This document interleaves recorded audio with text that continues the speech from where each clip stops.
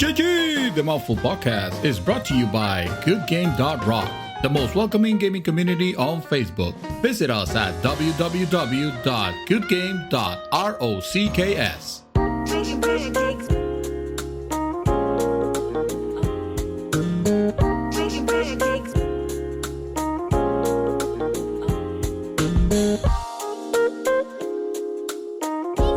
But you know,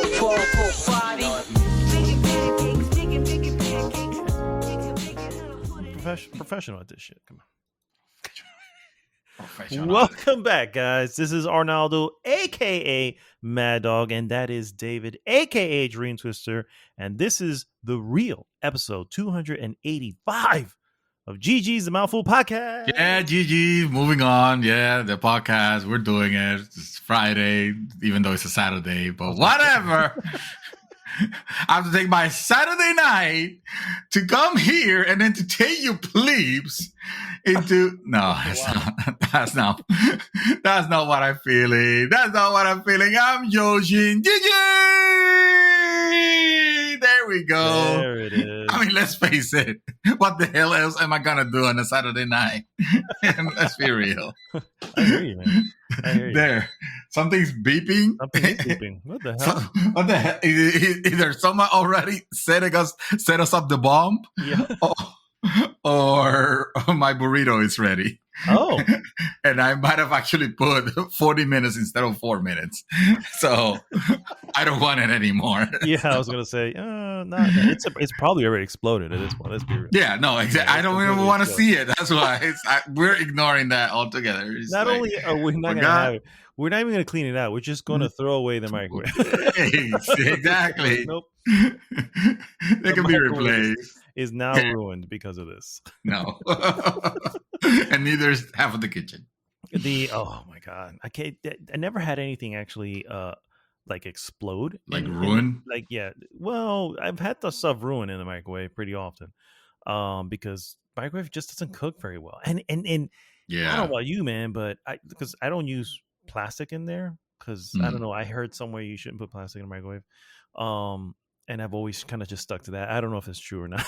I just stuck to it. It's more like metal, but plastic. You don't want to leave plastic for too long. Yeah, but I'm sure that you can put like 30 seconds on it on a plastic plate. It'll be fine. I mean more like Tupperware and stuff like that. Fucking nuts. Tupperware resists nuclear blast. So that's the problem because that material suddenly gets into the food or I don't know. That's something I heard. Well, shit! Now you put that in my head. Now I don't know if that's true or not, but now it's gonna be bothering me. That's why I always use just regular plates. I take it out of the Tupperware, put it on a plate, and nuke it like that.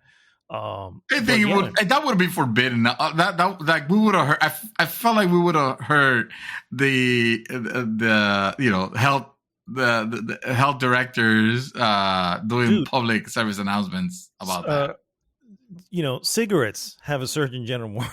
Well, that's true. And that leads to God knows how many diseases. And it's all over the place. So I'm pretty sure. That's true. I'm pretty sure we're okay. Yeah. I'm pretty sure if it exists, at least you traded pleasure in that case. It's like, I can give away a couple of years of my life for the pleasure of having 5 minutes sucking on this death stick. It's like, that's nothing. Yeah. Or now sucking on some battery because that's what we do now in the 2020s. Let me see. Let's see. Can you microwave pie? Because now I'm looking this shit up. Well, many food storage food storage preparation and serving products are made from plastic. Microwaving them can accelerate the release of harmful chemicals like BPA and phthalates. We'll be having worse in our food like every day. Like there is an acceptable level of rat droppings that is allowed in our food, which is like 0.02% or something like that. This is by the FDA. Mm-hmm. And I'm thinking like, what's an acceptable level of rat droppings in my food? fucking zero. That should be the acceptable level. It should be like ionized or completely disinfected in a way that, that to avoid that. But then that will entail probably like dropping Clorox on our food. And, we already tested that theory. And that didn't go very well last year. So exactly. Yeah. And we're still suffering because of it. Yes, exactly. All right, guys. Well, thanks so much for tuning in. If this is your first time, please first go to goodgame.rocks. Join the conversation there. That, of course, takes you to our Facebook group. I was going to say, if this is your first time, congratulations. Ya era tiempo, loco. O loca. It's like, yeah, woo, nice. We don't need to know how or when, but congratulations. Yes. Congratulations to anyone's first time out there. Exactly. First time listening to our podcast, Yeah. We have broken your... Yeah. No, we're not. There you go. Thank you. Oh man, because I wasn't gonna. I was gonna word it worse. So you were. You stopped me. Yeah. No. Thank you. I'm glad I jumped in there. Jeez. Yes, you saved it. And of course, please like, subscribe, and share said podcast. Now that you've been deflowered by it. Wow. With all your friends, your ears. Yeah. Yes. Oh, we're putting the friends and family. We're making it even worse now. All right. It's this is a family affair. No, it's not. I refuse. What we normally do, guys, is first we go into what we have been up to, move on into various news items, and then, of course, we finish with our hot topic of the week. This week's hot topic. Dune spoiler review. Yes. The 1984 classic that bombed in the theater. Oh my God. No. All those years ago. Oh shit. I'm going to need 2 hours so I can watch that because I haven't watched that one. I made the mistake of watching the most recent one, the washed out remake that they have to do for, the Hollywood obvious cash in. Yes, and I didn't watch the original, so I'm one of those. That's going to be my perspective. I know nothing of Dune except for watching. For this, so you have no history behind it. Okay, that's cool. Nope. To be fair, yes, we're talking about this year's Dune, which is directed, of course, by Denis Villeneuve. I'm probably pronouncing that completely incorrectly, but anyway. But it sounds very classy, so we're keeping it. No, thank you. If you don't know, it's on HBO Max and in the theaters, and we're not really going to talk about it here at all. We're going to save all the juicy bits for the hot topic, and stay tuned. So let's go ahead and start with what we have been up to, Mr. David S. Santos. That it's me. Thank you for putting my full name out there and my social security number almost. I edited that part. So yes, your is it S? Is that your middle name? No. Okay. That's the middle name. Yes. That's the middle name of David S. Pumpkins, which he is quite a character. Yes. Yes. Right. That's where I was like, I feel like it came out for a reason, comfortably for a reason. I'm like, why is that? That must be. Hey, it's Halloween. It's Halloween season. It is, and I'm David Pumpkins, man. Oh my God, I hate that freaking whole thing. Oh my God, are you kidding me? That thing is hilarious, guys. No. This is the season 2 YouTube David Pumpkins, played by none other than Oscar winner and nominated many several times, Tom Hanks. Yes, Tom Hanks plays David Pumpkins on Oscar-worthy SNL skit. Yes. Wow. Oh my God, I want the David Pumpkins movie. Anyway, what have I been doing this God bless year? Well, not year, because this will be endless. But I'm gonna keep it short to this week, and I'm gonna only keep it short to one game because I've only been playing one game, and that game is Deathloop. Oh, Deathloop! You remember Deathloop? Yes, I do. Yes. I mean, I think perfect 5 or maybe a perfect 10. I don't The know. perfect, the best game of all time, according to several outlets that give it a perfect score.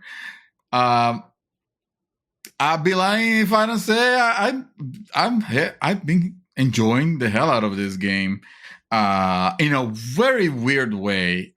It's a game that when I'm playing it, I'm all in it. But once I'm done with it, I'm fucking done. And it's usually not long stretches of time. You know, I put about 20 hours on it, more or less. 20 hours? And you're not finished with it? Is it short? Is it supposed to be short? I don't know. I tend to... So 18 hours. It says playtime 18 hours. Or let's say, you know, if I left it idle, let's say, I don't know, 16 hours. 16 for 2 hours. But if it's meant to be a game that you could possibly beat in around this time, then I'm not sure I am anywhere near achieving that, because I think if anything, this might be maybe my third loop, like my third complete loop, or fourth maybe. I want to say it's my third, honestly, because I just remember playing the night time 2 times. One of them, you're basically short. It's basically scripted that you don't get to do that. Yeah. But later on, my first try at night, I died twice, and I was already carrying like enough that I wanted to keep, and I don't even want to lose. So I was like, oh, okay, no, let me just abort the mission. And I killed what's her name? What is her name? She's an important character. Who's the one who you down? Juliana. Juliana. Like at first it was weird because I was not getting any engagements with her. I was like, okay, so I didn't put it to play single player. I didn't put single player, because you can put single player, and and what it does is that the AI, the CPU will every now and then might actually just go out on a hunt for you. Yeah. And I prefer to do it that way, because I don't want to play with other peoples that are just gonna like ruin my game time. I did try setting it on friends only, but then I realized that I don't know of any friends of mine that are playing this game on PC. I don't think it's crossplay. Well, I mean, correct me if I'm wrong, but I don't think the game is crossplay. I can look it up. I don't think so either. But I can. But I was thinking that maybe I was gonna get, I was gonna get invaded, and I didn't. And I sent you that message of, dude, I have like 10 hours on it, and I've yet gotten invaded. And like the moment I changed that to single player, like not even half an hour, I was already getting invaded by the CPU, and it almost killed me. That was actually the night that it almost killed me. I'm like, oh no, never mind. I almost got my ass handed to me, which is kind of annoying, because I could have sworn that I emptied at least 2 clips of one of the weapons of I forgot what it's called, but it's basically I'm basically using the same 3 weapons, and I think I'm going to stick to this because it's like my perfect weapon. One of them is the nail gun, which is great for stealth. It's almost like a requirement. I have a very nice God tier sniper rifle. Oh, okay. That I was able to get. I said God tier because I imagine that it's not purple, it's orange. Orange. Oh yeah, that's definitely God tier. Yeah. And the other weapon, I forget what it's called, but it's almost like a machine gun, and it's not that prone to jamming, even though it jams every now and then. But in my case, I can use it as a machine gun, or I can just like either spray very little or just tap and just fire just a couple of shots. So it's easy to control. It's not like an SMG that that I have. Although I did get a pair of very nice SMGs that I unlocked just in case I want to go akimbo. but not now. Right now, I'm sticking to those 3 weapons because you can only carry 3 weapons when you go out, and 2 slaps. And one of the slaps that I'm using is probably going to be my favorite, to be honest with you, is the one that links the minds of everyone around.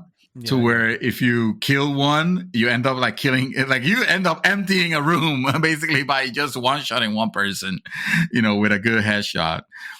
If you use that first, which is awesome. It's like the best feeling. It's so satisfying. So the thing is that they have to be within a certain distance, so that they walk too far away from each other. Yeah, they walk too. Is what it's called. It's what? Nexus, yes. Yeah. It kind of links them together. You see like an outline from everybody's heads that are within a vicinity of each other, and then if you take one down, it's supposed to be like whatever the one of them feels, like all the other ones will feel. So if you're shooting at them but not killing them, then you're not killing them, but they are still taking damage, but if you headshot them like I typically do with the nail gun, which and playing with keyboard and mouse, you can imagine it's like insanely easy. Then they all go down, and it's so cool. It is so rad. When like I've been able to down visionaries, which is like the bosses that you're supposed to be taking down. I've been able to take them down using that. Like I'm not even pointing my gun at the visionary. It's just the visionary is linked. Mm-hmm. So if I take this fool down, it takes out the visionary also, and it's like an awesome win. I have a particular case where there was a visionary that she's supposed to be like very strong, and I spent like 15 minutes like setting up this like perfect set of traps and alarm and shit. Like I had 2 of the towers. This game is great. I have 2 towers that I set up like pointing directly at the door where she will come out from as soon as I make some sort of noise or open the door. And those towers controlled by me, of course. And then I had like mines set up. Oh, not mines, but those laser tripwires things. Yeah, the tripwire. I gotcha. Yeah. I had like, dude, I said this room, it was booby trapped to hell. Like this boss will come out of this like weakened to where I should basically one-shot her, hopefully. Or if not, or it shouldn't give me a hard time. Was this Fia? Fia, yes. Okay. Yes. I'm curious what you're talking about. So she's in that. I did not do that, dude. I basically enjoy the stealth portion of the game. So I just went in and broke her neck. Oh shit! I was just like, I've been doing stealth, but not necessarily getting that close. It's for the most part, it's been with the nail gun. Although I did kill Juliana by accident. I broke her neck without realizing that she was even there. It was like I knew that she was around because I heard her voice. And then I moved I moved my character, and there was a shimmering that I saw, which kind of like startled me a little bit. And I pressed the execute button, and suddenly it's like, oh shit, Juliana's down. I'm like, okay, well, surprise.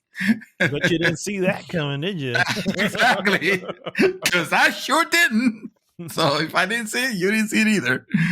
But more often than not, when she has downed me, of course, and the time that she has, it has been like completely cheap. It's like, dude, how are you alive? Not only I emptied these 2 clips, I emptied them in your head, like literally, to the point that the game doesn't want you to stand and just and try to tank them, and trying to tank her. Mm-hmm. The other ones you can, no problem, but her, you're not supposed to tank her, because unless she is hurt enough already, or she's reloading or something, she's just gonna take your life faster than you're gonna be able to take hers down. So, but still, like, I felt like, man, I put so many shots into you that you should be dead, and you didn't, and you killed me. It was fine, because I got her. I was able to get her later on. And another thing that I was concerned is, like, whenever she's around, like, I feel like, okay, now I'm paralyzed, because now I don't know where the hell she's coming from. Oh, yeah, so, that becomes the focus at that point. Yeah. It's like, okay, good job, Arcane, for setting this level of stress suddenly, when she's on the hunt, because you're just looking everywhere. Thank goodness, again, we're playing with the mouse. I can move real quick, look behind me or look around, whatever. But like, I couldn't see her, and I'm thinking, like, am I supposed to continue on? Maybe I'll find her down the line, because I've been stuck here on this roof for 20 minutes now, and nothing's happening. Yeah, she's usually holed up in specific spots. Like she camps. She came out. Eventually, she came out. I moved a little bit, and that's when I saw her, like, on a roof, and I was like, "Oh, got you!" And I got my gut tier level sniper rifle, and then dude, one shot her. It was great. Yeah, that was good. The time that you have to, or maybe she becomes very difficult, is when she herself has the Havoc slab. Juliana, that's when she becomes a pain in the I wonder if maybe that's what it is. Yeah, I was gonna say, because she doesn't always come with the same slab. That's true, because she was actually looking like she had like a red aura around her. Yep, that's son of a bitch. That's what makes her a pain. Those are the moments that make her a pain in the ass. Okay, no wonder. Yeah, but if you're able to take her out before she activates it, then but if once she sees you, she's activating it. You know what I mean? And she's coming at you. So, well, because I kept reading, like, in general, like, people say, "Oh, the CPU Juliana is a joke," and I'm like, really? Because so far she has downed me twice. It's like, I'm on a limit here. I can't afford to mess this one up. But it's fine. Honestly, this game, now I understand why Arcane wouldn't commit to calling it a roguelite. Yeah. It's because it really isn't. No. It's not. It just uses the loop function of a roguelite. That's really it. Yeah. It's almost like you wouldn't call, let's say, I'm trying to think of a particular game, but let's say a game that has a particular element, like let's say it has the Dark Souls element of, you can recover your items and stuff, your souls, exactly, or whatever you're carrying. If you just go back to the section, you wouldn't call that a Souls-like game. It just has an element of it, but it's not necessarily that type of game. So this one has elements of a roguelite, but it certainly doesn't have the difficulty of it, which I can appreciate. Not even little, yeah. Not even little, exactly. You could get like ridiculously OP here. You could take advantage of the AI, which it's still not super great. They say with this last this last patch that they fixed it, but like I still see them, like sometimes they'll be looking out for me. I'm straight in front of them within a few distance. I'm a few distance, but I'm in front of them where they should be able to see me. I know that they can see me because they have the wing, the exclamation, but they're not taking any action. I'm like, okay, so is this like this is like a standoff, or are we dueling here, or what? I'm gonna take you out. I'm gonna take you down. Do you have I took it out. have you used the ether slab yet? Have you gotten that No, one? no, Okay. that's the one that's supposed to make you like invisible, right? Temporarily invisible, yeah. That's what I was Okay, wondering so if you had that going, yeah, that could be I one. grabbed that last night, but I haven't used it. Okay. If I think is that the one I got last? No, I'm sorry, I'm lying. The one I got last night, because you could use it right away. The one I grabbed last night was the one where you can it just flings them up in the air. Oh, Carnesis? Carnissus, yes, yeah. That's the section that I was playing, and so all this to say that I am having a very good time with it. But I'm finding, and I tend to find this with arcane games, I've noticed actually, or I've come to the realization now that I find those games fun in their own way, but tedium. And I don't mean tedium in the sense of like there's so much to do or it's repetitive, boring. Because no, I'm having fun. It's just for some reason, once I'm done with a stage, I'm like done. I'm like, I don't want to go through all this again. So I don't know how to describe it because it sounds like I'm dogging it for, oh, this is boring and repetitive, but it's not. I'm sure that if the moment I start playing the level, the next section again, I'm gonna be just as engaged. But I don't feel the need. It feels like each run, it's not each loop, but each section of the loop, that I play. Yeah, they just feel like that's enough. Like unless what I did felt really short, in that case, I will go. Okay, well, let me go to the next part because I need to at least have one where I take a visionary. Yeah, it's so interesting how you're approaching. Are you following the leads, or are you just taking the day as you go? I don't skip I haven't skipped days, and I really prefer not to because I find like any day, any even if there's not a visionary to kill, like let's say in the afternoon of something, and I have to wait until the evening, like there's no harm in going outside on the afternoon and just exploring because you're constantly finding new information. Yeah. So I try not to, I know the game allows you to skip until the next part of the day. I don't feel like I'm gonna be doing that. So that's why if I have a couple of times already where I just go outside, but there's not really anything that I'm pursuing, and I'm just exploring. I'm just going around. I call it, I'm just reconning the area so that when I have to do something, I will know exactly when things are. Mm-hmm. So I don't feel like it's wasted time, and it's still at the end of the day, it's still fun. You're still getting some residuum that you're gonna need to keep infusing the guns that you want to keep. I have built a decent arsenal, but like I said, I'm probably gonna stick to the nail gun, the sniper rifle, and that machine gun,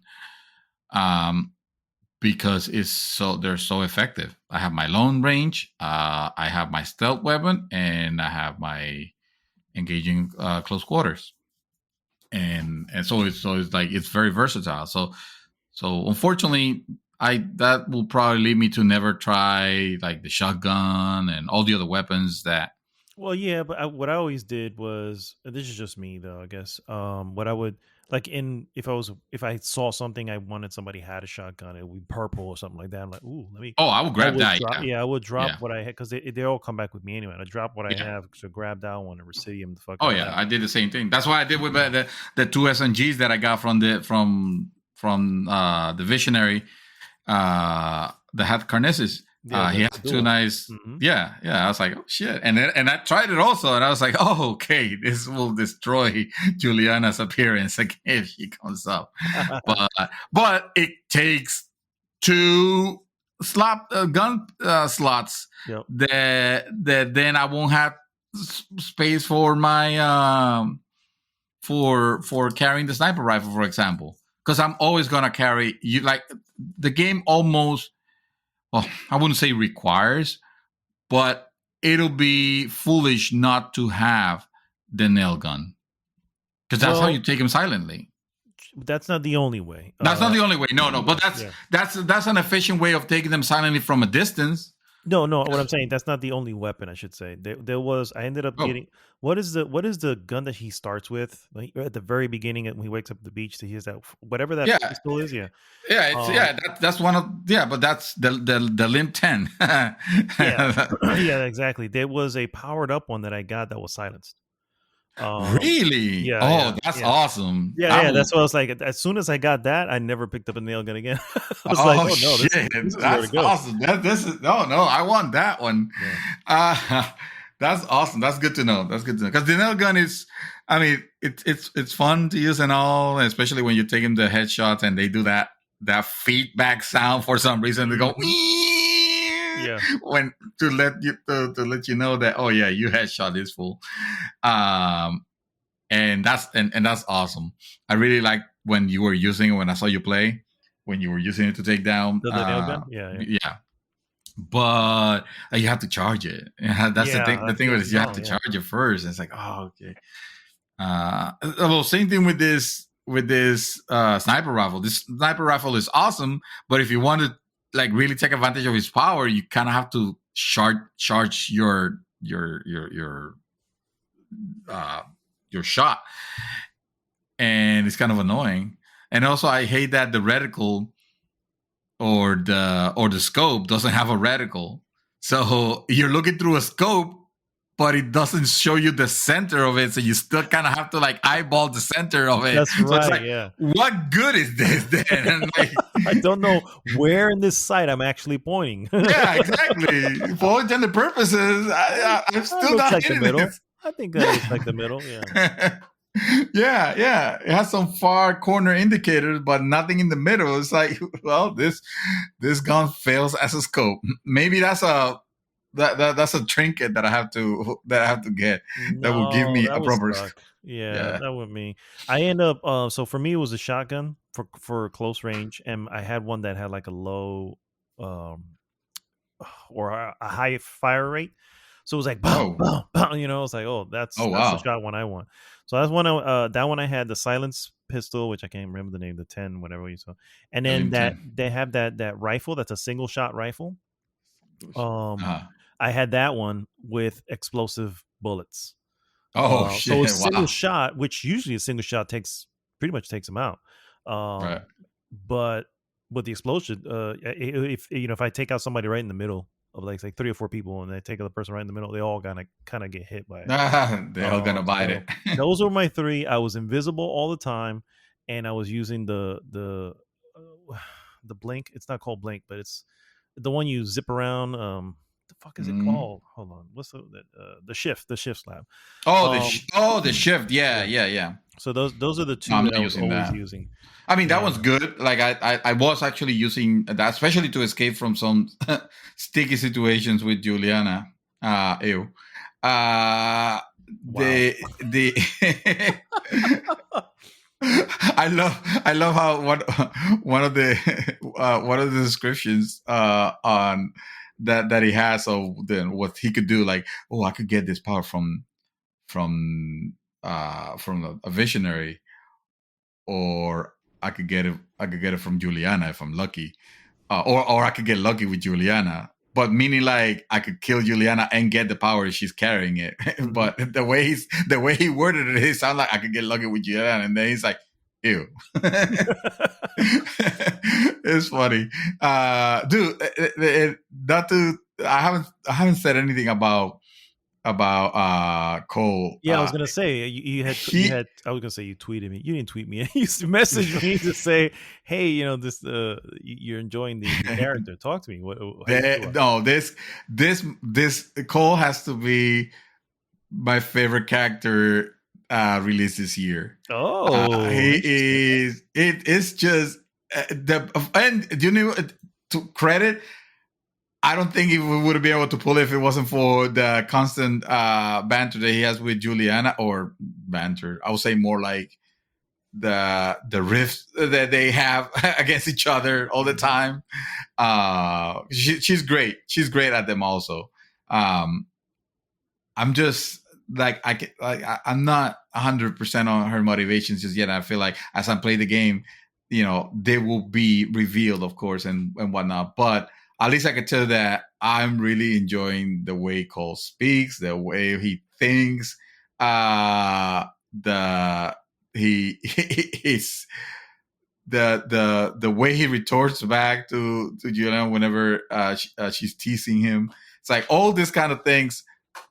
It's like it makes me care for this character, and one of the reasons I actually do want to continue playing, I do want to see the story through the end, is because I'm really fucking enjoying it. The performance is fantastic. It is very well performed, and yeah, man, he is my favorite character. That's awesome. He's my favorite character this year.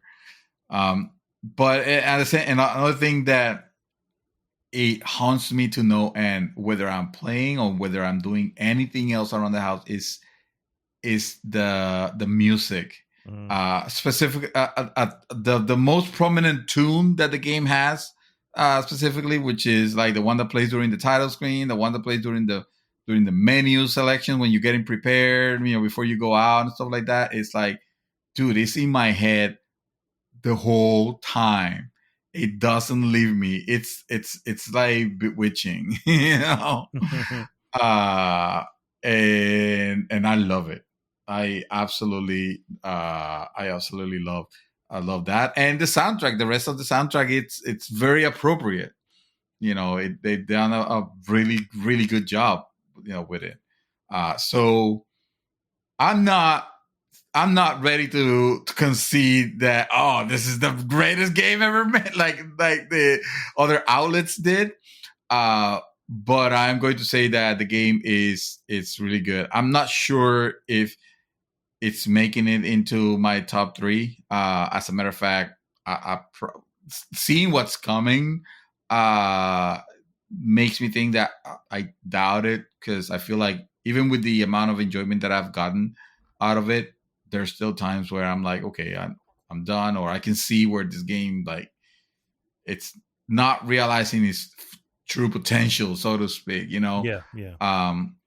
You obviously that they're coming out with the hyper edition or whatever the hell they end up calling it, because they still need to release this game later on Xbox, and they're gonna take the opportunity to add like extra shit that they're gonna end up doing it to kind of differentiate it, or at least that's my suspicion.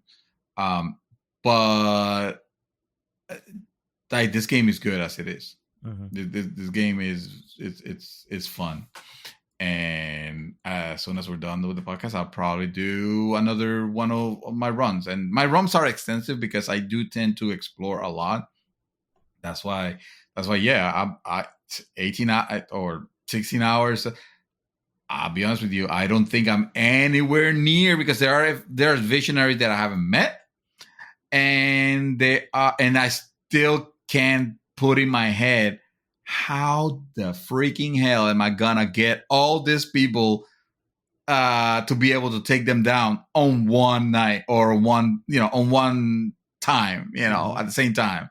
That sounds far-fetched and impossible, and kind of worrisome, because I'm thinking, like, is the game going to, like, so far I feel like it has held my hand throughout. Okay, this, you're gonna do this. This is exactly where you need to go. Like, the checkpoints are, or the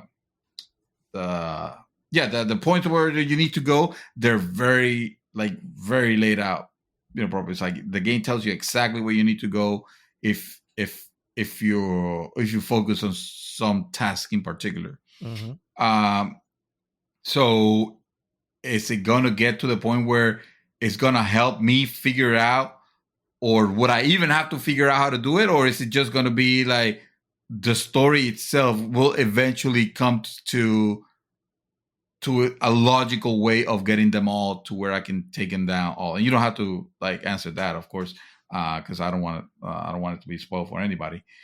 Or will they even need to be at the same time, like, maybe the same day. Not at the same time. I doubt that there's a way to just take them all out at the same time, but on the same day, being able to take them down. Because it will really, really suck if you're taking like a lot of them and just missing one and like your day's out. Like, okay, no, you're done. Yeah. You have to loop now. It's like, fuck. I can't complain about repetitiveness because that's the game. That is literally what the game. I mean, it's in the name. It's a death loop. You're going to repeat it over and over. Now, you're not going to be doing it exactly the same way, but you're still going to be taking out the same people, it seems. So, yeah. We'll see where that takes me. I'm still having a lot of fun with it. So cool. That's why I dedicated most of the time to talking about that, because I haven't played anything else other than I just discovered right before the podcast started. I discovered that I own Shadow of the Tomb Raider, the PC version, and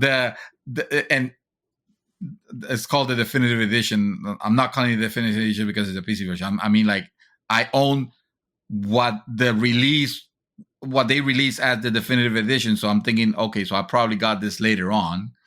How? I don't know, because I don't remember getting this game. And I'm looking forward to playing that, checking it out. It's a nice little gem to find. That's not bad. Exactly. As far as movies, of course, there is, the movie that I saw that, man, I gotta give credit. I'm not talking about it too much here, but I still had to give credit to like the special effects and like the characters and the setting, and I really truly enjoyed this movie. Loved it quite a bit. Of course, I'm talking about Free Guy. Oh my god. Free Guy. Yes. And you loved it quite a bit. That's actually the part that's like worried me even more. Well, fuck you for that. I love you too. But also, going to say that no, I was just setting it up because you thought I was going to talk about Dune, but we can't talk about Dune yet. I knew you were not going to talk about Dune. I was just waiting to hear what is it the movie. Yeah. This time it's kind of played out. I know. So that's not to say that I love this movie, but I liked it. Free Guy. What is Free Guy? For those of you who don't know, Free Guy basically tells the story of Guy, who's played by Ryan Reynolds, and he's a bank teller who finds out that his life is actually that of an NPC in Grand Theft Auto Online, basically. Is it GTA or is it GTA clone type thing? Well, it doesn't say GTA, but it is GTA. I wasn't sure. I was just like, did they actually, did Rockstar like sign off on this? That's actually kind of cool. Okay. It's like you can just watch the trailer and immediately be like, oh yeah, no, of course, that's what you're leaning on. So it is very, very obvious. Also starting Judy Comer and Taika Waititi, Taika Waititi, who plays the part of the publisher CEO of said game. Oh, okay. Yes, it is based on a true story. And one second. Based on a true story. What? Oh, my bad. I'm sorry. What is this? Oh, sorry, guys. I just been handed quite a nasty cease and desist by Rockstar, prohibiting me to use the name of GTA Online, and to clarify that all characters and events depicted in this picture are entirely fictitious, entire fictional, and any similarities to names or incidents are entirely coincidental. There, lawyers, you can get out of my house now. That's awesome. What I liked about this movie was the fact that it was it was a lot more fun than I anticipated it was going to end up being. Like, it's not going to be a great movie. As a matter of fact, I'm going to give you the score at first. Now I'm just going to say that the movie is a very satisfying 3.0. Okay. At 3.0, it's a movie that I will happily watch, because I'm not looking for it for the acting and the performance and the sound, the score, or anything like that.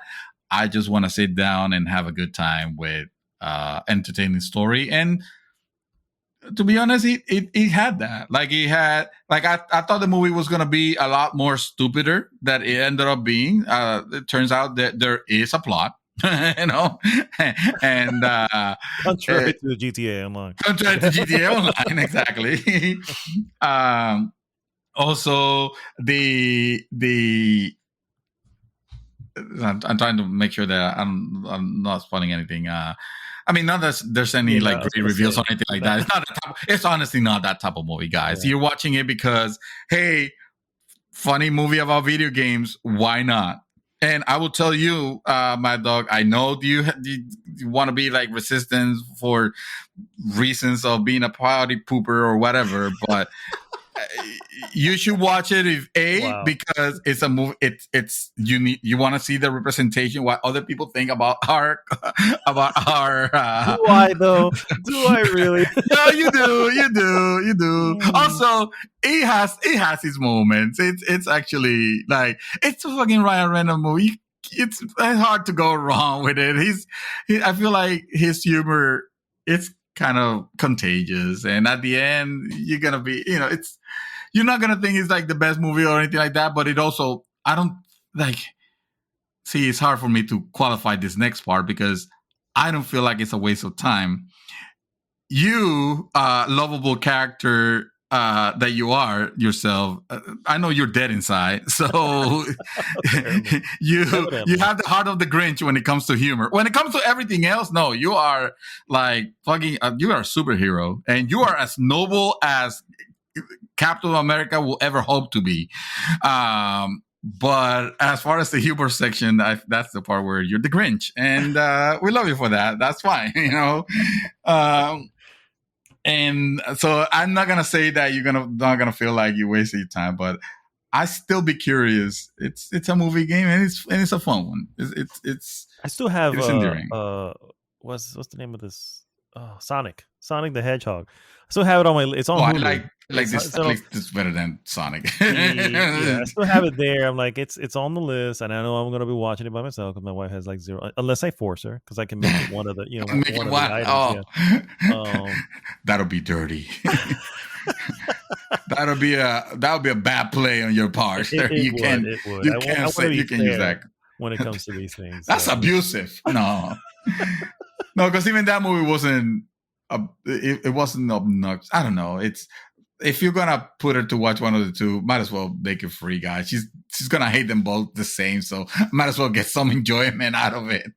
Yeah, but I know she likes Ryan Reynolds, so she'll probably appreciate just the funniness. Oh, there you go. You can explain to her. I literally had to explain my wife what was going on at the beginning, because of course it opens up and she's just seeing this city where all this craziness is happening, like on the trailer, and she's like, "What the hell is happening here?" And I'm like, I had to pause it, honey. Allow me to at least give you the premise. I know the movie will explain it, obviously, but just so that you save yourself the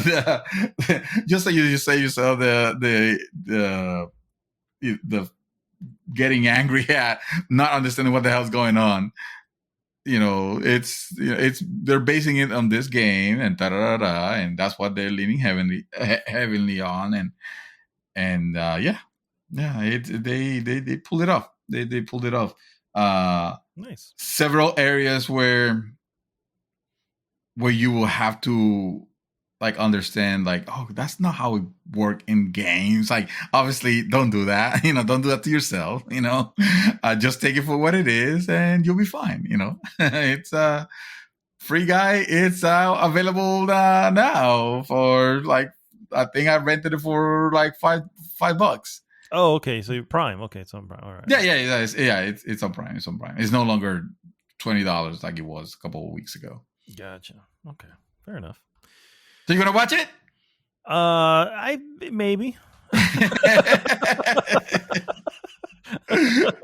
It's calling you. It's one of those movies that you have to discuss about. I'm surprised you're not the least bit curious of it after watching the trailer. Not that the trailer helps in any way, but I was exactly going to say is that I saw the trailer and I was just like, I already see where they're going with it. And I was like, oh, this is going to be one of those. That's what I'm saying. It's like that's the part. Maybe I'm wrong. Yeah. That's the reason. That's the main reason that I would like for you to watch it. Not to say, I told you so. Did you like it? No. Honestly, it's not that. I'm honestly want to know, like, what were you expecting from the movie versus what it gave you? Because for all intended purposes, it might be exactly what you thought it was going to be, like literally to the letter. And I wouldn't be surprised because you tend to get a lot and absorb a lot details that most people tend to miss from watching trailers. Or so you have a good ear for that. So I'm curious to see like how much close did you get to it, or if you 100% nailed it. Gotcha. I mean, just to satisfy curiosity, probably. But yeah, it's what I. So I'm gonna say it now, so you can kind of get a sort of an understanding. Obviously, I get it. It's gonna be sort of a spoofy comedy, using a lot of video game either tropes, references. Some that will be right and some that will not be because as we all know, the audience, they need to be some people assume they know gaming and they really don't, but whatever.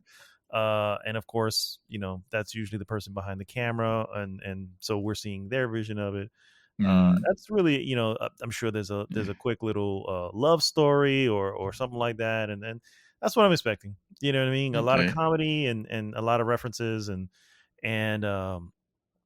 special effects, because I know it's also special effects heavy, so. It does have special effects, and to be fair, it's like I'm worried because I'm like, I know this movie it's not gonna do very well. A movie with but no, it's honestly, unless it becomes some sort of weird cult classic, and even that I doubt it.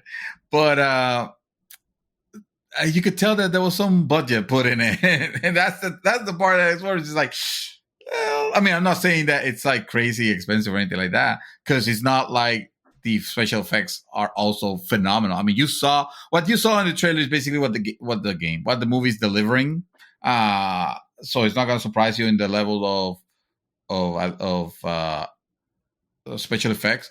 But there's some parts of it where you'll be like, oh, okay, wow. So, it's a big. I can probably tell this is all digitized still, but it was still well done. It still have moments that have you like, oh shit, and that's cool. So it's a big budget. The 120 million was their budget. Oh wow, okay, all right. So that's you could they put a budget in it. I'm not the best person to judge on that, but me neither. I have no idea. You made me realize how crappy these special effects were in Black Panther. Oh, they escaped me. They were not good. It's a shame too, because bad special effects, the way they have now, age really poorly. You know what I mean? Yes. It only gets worse the more times you watch it from now on. It's just a shame. But that's cool, sir. That's cool. So let's see. I'm gonna start with what I have been. Actually, I'm gonna go with what I have been watching, since we're kind of on that note. The obvious hot topic, which we'll get to later, is one, obviously. And another one here, this is one of my wife's choice. I did make Dune one of my choices, for the record. She wasn't even interested in watching it at all? No, she's not big on sci-fi like that. So she's not big on sci-fi. Oh, yeah. This is going to be, I mean, this is, the sci-fi here is just going to be hard slapped. Yeah. It's just, there's no way to escape. Let's just say because you saw it on HBO Max as well, but the trailer, I'm pretty sure that the trailer that plays right before the movie begins, which is Raised by Wolves, which is really hard sci-fi, and I was like, of course this would be right up against it, you know what I mean? So yeah, this is hi-fi sci-fi. yes. So no, we watched this movie. This is it's a movie actually has been remade, but we watched the original 1946. The Postman Always Rings Twice. And so this movie is really insane. It makes me want to watch the I think it's 1970 something version, which has Jack Nicholson. Because I'm curious to see how much they stuck to it. This movie's crazy, bro. So this guy ends up coming into the gas station that's also a diner, ends up befriending the owner. The owner gives him a job there. And then suddenly he falls in love with the dude's wife, who's like significantly younger than the owner, by the way. You know, it's just like the owner's this old dude, looks kind of like Alfred Hitchcock, you know what I mean? And she looks like, you know, this beautiful blonde model. You know, it's just like, what the hell? How did that happen? You know, please tell me the story behind that. And then, of course, you get a drifter, and he comes in, and he's a young, you know, strapping man. I was like, what do you think is going to happen here, bro? You know, how do you not see this coming? But wait, how many versions of this are? Because I'm looking at 1946 version, 1981 version. Yeah, the 81 version is that the one with Jack Nicholson? Yes. Yeah. So there should only, I think there's only just those two. Well, which one did you, when you said? The 46. The 46 is the one I saw. Yeah. Oh, you watched the original. The OG. Yep. The OG.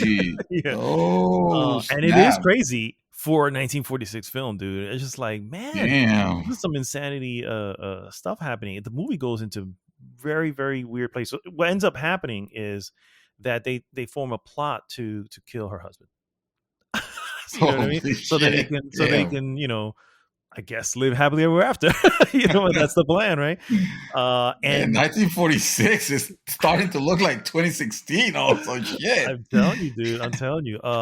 It falls under film noir, which has that. It does have that film noir, old school film noir. Oh yeah. I mean, look at the fucking poster. Yes, tell me. Yes. It's insane, dude. It's honestly, I really did enjoy the movie. Believe it or not, I wasn't. Not that I wasn't interested, but it was just like, oh, we'll eventually watch it. I just didn't know how I was gonna take it, and it's actually pretty good. So I could, if you guys are into that type of movie, old school films, this one definitely is a recommend. Postman Always Rings Twice. It's insane, bro. It's insane the stupid stuff that ends up happening, and it's just like, man, whoever wrote this was like way ahead of their time. They have no idea. And it is, by the way, also available on HBO Max. It is available on HBO Max. Okay. And so you haven't watched the one with Jack Nicholson then? No, but watching this one made me watch the trailer for the 81 version, or his version. And off the bat, I can already tell what the big difference is. There's way more sexual, you know, stuff happening in the 81 versus, you know, the 46. You know, 46, the most you would see is you know, is a kiss. You know, you can assume everything else, but that's really what you were seeing most of the time. And you look at the trailer for the Jack Nicholson one, and he's just obviously, it's a steamy trailer. Let's put it that way. You know what I mean? So it was like post the 70s. Yeah, exactly. I was gonna call it Lollapalooza, whatever it was that they called. Oh, you're talking about Woodstock? Woodstock, yeah. I'm bringing fucking. Oh my god! I don't know, Burning Man into it. Like, oh my god, Coachella. I'm thinking like, oh no way. That is hilarious. Anyway, definitely recommend. The next one I saw, I kind of may have teased because I didn't really go into it on the last episode. And that was Batman: The Long Halloween Part 1 and Part 2. And Man, I wanted to watch that so bad. I this even set it up and everything, and I couldn't. this is an excellent retelling of this particular, and I'm glad they did it in two parts. If there's one thing I don't care for when it comes to Warner Brothers animations, is that they tend to take a storyline that can be lengthy, and their films are usually 90 minutes. They're never, they're never much longer than that. I don't think ever. An hour 40 tops, you know what I mean, is where they go. And when you have, an interesting story to tell, it can be, I mean, the book alone for The Killing Joke was a big book, and again, they did it in a 90-minute film, and and it was let down. And that book, honestly, that story didn't really lend itself to being a film, you know what I mean? Right. The Long Halloween, on the other hand, is really, really cool. And basically, the plot is simple. This is Batman early on. He forms you see a lot of and this is also in the comic book as well. You see a lot of what Christopher Nolan pulled into his films in this particular story. One particular scene where Commissioner Gordon, who I think his name is Commissioner here at this point, I think he's only Captain. Gordon, Harvey Dent, and Batman are meeting on the top of the GPD, Gotham City PD, whatever, top, and making like almost like a pact or like an agreement. And you see that in the Dark Knight. It's a similar moment like that, obviously for different reasons. Here, what the main issue is there is a killer, who they dubbed the Holiday Killer, because they are eliminating people from a particular crime family, the Falcone crime family, on holidays, major holidays. I smell the calendar man has something to do with this. I smell a rat. I won't say anything because I'll leave you to figure it out. But it is definitely what I love about this particular story. First of all, it's easily one of the best Batman tales. Like if you were to ask a Batman fan who's read a lot of the comics and ask them, what's your favorite Batman tale? I would bet 9 out of 10 times they would say, whoever it is would say Long Halloween, because it's just an excellent detective. Not a Court of Owls, huh? Court of Owls is much more newer. That came out let me see, when did the graphic novel, I have to look it up, but graphic novel's been out for a while, the Long Halloween, but Court of Owls is much more recent, probably in the last 10 years, while the Long Halloween is much, much older. And the Court of Owls is pretty cool. Don't get me wrong. That one is cool, but this is just like the classic detective tale. You know what I mean? Yeah. He's trying to figure out who this is to stop them from doing it again. And every time he thinks he has it, he doesn't. You know what I mean? And it's just like obviously, what is it? I mean, the tale of the Long Halloween is that this is going over a long period of time, and so I won't go any more into details or something like that, but I would definitely say I love the choice of their animation here. Very updated to what a lot of the animated WB animations have done before. I just love the way it looks. I love the way it looks. I love the music behind it that they use to really kind of give that creepy, serial killer vibe, if you will. And I love the fact that I heard that. It goes wing, wing, wing, wing. No, it's not how it goes. Sorry. Please continue. I love the fact that it is this is true in the book as well, but it's also a young Batman.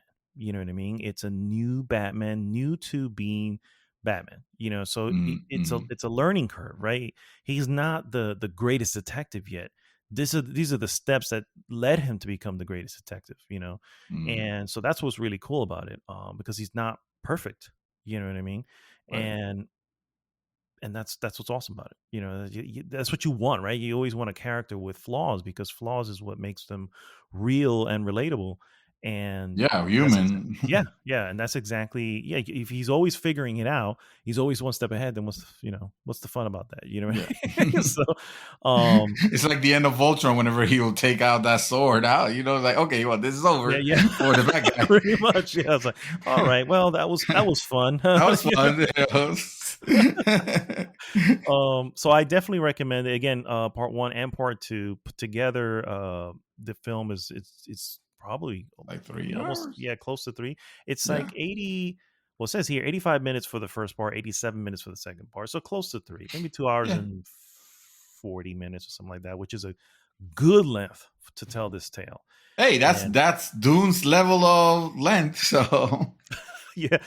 Fun fact: Troy Baker plays the Joker, voices the Joker. Really? Okay, yeah. so very versatile. Okay, Yeah, very, very. Well, he also did it in one of the.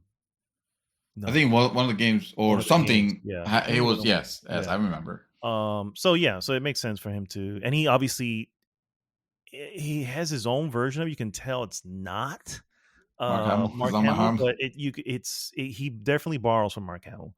That's fine, and I like his version here as well, and it has a good amount of the Rose Gallery, which is also kind of fun. So now anyway. I'm gonna watch this next. Batman: The Long Halloween, also available, by the way, on HBO Max. HBO Max is out there killing it, guys. Let me tell you, there killing it. So that's really all I've watched. So I'm gonna go back into what I've been playing, and as you guys know from last week, I was playing Alan Wake Remastered. And you finished it, right? Nope, I have not finished it. It is still installed, but I did have to put it down.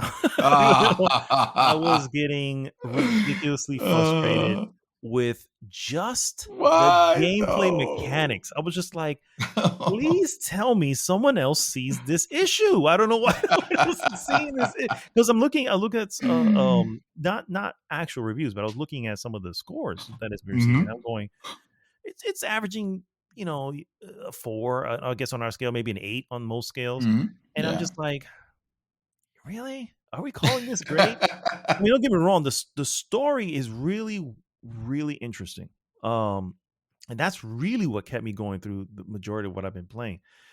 But dude, the trudge that it is to get to those story bits. This is like, you're just running in the woods for the most part, always fighting these ghosts, ghostly figures. And when I say run, I'm playing really fast and loose with that term, because he doesn't run for more than like 2 seconds before he's out of breath. And I'm just like, what the hell? And enemies, they play. I mean, if you were fighting ghosts and you were at the point of shitting your pants because you're so scared, I can see you running out of breath. I mean, sure. But also, I life, see you getting, but not exactly fun in a video game. Is no, I know. You know what I'm saying? So trust me, it's a game. Like, Alan Wake's a great game for 2010, and 2010. Yeah. I'm glad that they remade it, that they remastered it. Sorry, but if they were remastering it, the problem was that it was just gonna be like that. It was gonna be everything, the good and the bad. They were gonna fix the ugly, but yeah, they definitely left the bad in it also. And yes, you're not wrong on that on that take, because I do recall sections where I don't know if to back, because I haven't played it recently, but back then I found them more. Well, this is more of the type of games that we get nowadays. Yeah. Back then it was certainly the norm. Yeah, we have gotten quality of of play, a lot of quality of life improvements on our games since. And yeah, if you're telling me that they still had the trophy, take 2 steps and now you're like hyperventilating, it's like, dude, that's annoying. The enemies, like, obviously as you get further into the game, you're surrounded by more and more enemies. I still have just the one pistol, and you have your flare gun, which usually is like a one shot. But I'm saving that because I'm like, I know those big dudes are coming, so I need it for the big dudes, so I can just one shot their asses, and then I can start flashing my flashlight at the other one like a freaking, I don't know, It's not an action game. This is not Control. This is not Control. Well, here's the deal: it's not an action game, but what I'm saying right now is what I'm doing all the time. It's like all I'm doing, and it's just running and shooting, and it's like. The shoot mechanics are okay. The light, for the most part, ammo and stuff like that. I don't think I've ever run out of stuff. No, you're always constantly finding that. Yeah, you're always picking up items here and there. But half the time, I'm just like trying to run from them. I don't even want to fight these guys anymore. I just want to move on to the next. And if you get to like a light, then they just fucking disappear. Yeah. But it's like I can't run that far, and then I'm out of breath, and now I have to fight because I'm surrounded. You know what I mean? And don't get me wrong, sometimes they spawn like behind you somewhere, and you don't know, you don't see it, and then boom, until you get hit. Yeah. Oh, that's the worst, dude. I could just be just walking, and you know that you're in an area that can be exposed to or can have enemies. Because it's dark. No, because the music changes and some of the lighting and stuff like that. The music will be I remember the music being a very good indicator that there's an enemy nearby. Yeah, it's like I hated that. So, but the thing is, you don't see it. They don't really make noise. So I'm just kind of moving around. I don't know where I get hit from behind. Really? I don't remember that though. The birds. I don't know. Do you recall fighting the fucking birds? Those were freaking annoying. But anyway, I haven't given up on it. Because I'm still curious for the story, and I did fucking drop $40 on it. So at this point, it's like I almost need to just for the sheer. Satisfaction of the purchase. You know what I mean? Like this game is gonna get 2.0, and you're gonna, you're just gonna like that will be the last time we hear about you. You can have sanctuary in my home, hide from the hordes. It is. It's definitely gameplay wise. I guess initially when you kind of first get to it, you know what I mean? It's like, okay, this is kind of cool. So I got to shine the light, get them to solidify, and then take them out, which seems simple enough when you have 2 or 3. But dude, it was in an area that literally had 8 or 9 of them. And I'm just like, none of them are solid. I'm trying to back up, with my light. And it's just, I don't know, dude. It's just, I don't know. It's just, is there a possibility that do you suck? That may be. I'm kidding. No, it could be. It could be that I'm just not understanding the gameplay. No. Because you describe it perfectly. That's exactly what you do. So there's not a chance that you're sucking here. I'm just wondering, like maybe, like if did you confirm that you're not playing in hard mode? Because I remember the game being annoying. Yes, I don't remember having.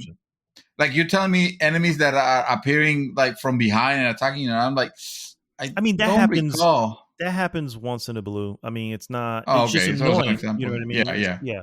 It's just annoying because it'll happen and just happen to be, or even worse. I'm in the middle of a battle with someone or shooting this person, and I'm getting hit from behind, and I didn't even know somebody was there. You know what I mean? I'm like, oh shit. And so there's no indication is what I'm trying to say. And a game in today's day and age will give you some indication that, hey, someone's going to slap you from behind right now. And maybe that's me getting used to games for today. Who knows? Again, that's not the big issue. The big issue is really a lot of the controls. The jumping is extremely floaty. I have fallen to my death many a times just because I'm like, I should make this jump. And I do, but for some reason, he leaps off to the left a little bit. And I'm like, why did that happen? I was running straight perfectly. Yeah, so I don't know, dude. I just, and I obviously just kept chalking it up to going, well, it's an older game. And at some point I'm going, I am still in these woods. Why am I still here? It's just like, this is way too, it's like this game, if it was made today, like if they were to take this and make it today, like from the ground up, it would have much less of those levels because the story is its strength. And I feel a bolder choice. Yeah, a bolder choice. More diversity. Yeah, exactly. They do have your driving moments, which is also not very good. Again, this is an old game. So the driving mechanics are a little bit weird, but nothing horrible. But anyway, so I put it down, and then I did jump into Battle Chasers because that kind of, and it could be my fault. I probably shouldn't have even tried it. You know what I mean? The moment I tried it, I was like, oh, I want to play this. I want to play this really bad. So I've been playing Battle Chasers, and this is a very fun, like JRPG dungeon crawler. Really, is. There's a lot of that. It is. It includes everything you would normally get from these: some crafting, fishing, which I know is your favorite, and you're able to buy certain armor and weapons and stuff for your characters, and I wanted to have a game like that again, but this was with a party, not just like a Dark Souls or something like that. And it's turn based. I love the action. I love the meatiness of the hits. Like one of the character comes up and hits another one of this, and you just feel it. I'm like, damn! I just macking the fuck out of him. You know what I mean? And I just love the sound effects of everything that they really put. It's the little things that really make it really cool. You know what I mean? And I've unlocked a lot of new abilities, and you have abilities a lot that use mana, and you have other abilities that don't use mana but use a something that's called, it's like an overcharge, something like that. And that overcharge you can use within another attack, and it obviously hits for harder strength. And then there's certain things that require cast time. So sometimes you have on the very left hand side instead of the top. Sometimes they usually have at the top, but here they have on the left hand side sort of the order of who's going to be hitting next. And as you select certain things, you can see it adjust as needed, because okay, this is going to take you a little bit longer to cast. And so it shows you the order of who's gonna attack next. Yeah, but depending on how depending on how the battle goes, I guess it can knock your spot, right? Correct. You can stun them. So there's certain moves or attacks that have a stun ability. If it stuns them, then it doesn't adjust their position. It only adjusts your position if, like, let's say it's my turn to attack or whatever, and I choose to cast something that's going to take a while. It'll say it's either immediate, very fast, slow, very slow. You know what I'm saying? Depending on what it is. If you select something that's very slow, before you cast it, it'll show where you move into the list. Into like, okay, you're not going to be going for a little bit. So you got to jump down. But if you have someone who had, like, if you stun someone, they're you don't see them move on the list. When it's their go, it'll just say stun. Oh, and they skipped, and they basically get skipped. So, but overall, like I said, it's just a lot of fun. The dungeon crawling up. What I do like is that there's no random battles. You can see exactly on the map, if you're on the overall map, where the enemy is. And it's usually just by a marker. It's not, and you can grind. There's a little bit of grind in the game, which I'm okay with. It's nothing too big. I always hear people complain about that. Has never been an issue to me. Yeah, I mean, well, it's a problem if it's a lot of grind. It's like if it's a lot of grind and I need to grind a lot just so I can survive this next dungeon, then that's a problem. But I mean, I tend to grind a little bit anyway. I always kind of introduce a little bit of grind, and when the turn-based battle is so fun like this is, I don't even mind doing it. You know what I mean? Because it's just a lot of fun. And it's what was I going to say? I was going to mention something I completely forgot. But the people who are you don't see, there are no random battles, so you don't see on the map. You see them on the overworld map as you're walking. And when you're in dungeons, you see the enemies throughout the dungeon. You can see them and obviously engage them. And if you engage them, you can sometimes do a quick move to have a quick hit before the battle starts. Yeah. So Persona style? Sort of like Persona style in that sense. And the cool thing is, once you eliminate people in the dungeon is completely like they're not there anymore. You know what I mean? It's like you can now comfortably search the dungeon for wherever you're looking for and stuff like that, because nothing's going to be out there. And also, when you go into the dungeon, once you start the dungeons, you can go in as normal, heroic, or I forgot what the third one is. Let's just say insane or or nightmare, some shit like that. You know what I mean? So you have three levels, and obviously, loot and all that gets better the higher you go. I went into the first dungeon as normal, and it was kind of simple. So I was like, okay, maybe I'll move this up a little bit to the heroic the next time. And obviously, you leave the dungeon, everything resets. You can go back in and also grind that way. But the story is also pretty interesting in the moment. Like I said last week, or when I first mentioned it, a lot of the time, you play these games and you're gaining folks as you go along. Here at the very beginning, you do get split up at the very beginning, but you're already on said quest. You know what I mean? So the quest that was meant to, I don't know, improve the world or whatever the case, but you're already in it. You know what I mean? And you're just kind of filling in gaps as to what was going on. The main story is I can't remember her name now, but she's got these gauntlets that came passed down from her father, and she's using it to, I can't even remember what it was now, but right now we're looking for our friends. Is what, like I said, we got all split up in the very beginning, and so that's kind of where I'm at. I'm kind of digging it, dude. I'm actually having a lot of fun with it. I don't know, bro. I'm I don't know. It feels like the game I just needed now. You know what I mean? Because I haven't had one of these, and the last one I had was kind of a disappointment, which was Chris Tales, because that one was super easy. You know what I mean? And I was just like, oh no, it's not keeping me here. And so, but yeah, so far that's The difficulty, I was going to ask you. So it's more balanced here. It's not. Yeah, it is definitely more balanced. And you can fuck up and consequences. Consequences can happen. Yeah, Okay. Exactly. Especially if you go into the dungeons and you select the higher thing, which is what I think I'm going to do. With I'm going to just move it up to heroic and see what that feels like. Because you're feeling heroic. Yeah. I didn't feel like I was. And it wasn't a walk to the park either. But I feel like I was like, oh, this is all right. I'm doing okay here. But yeah, man, I'm enjoying it. I'm enjoying it a lot. But that's all I've been doing. I am the Black Knight.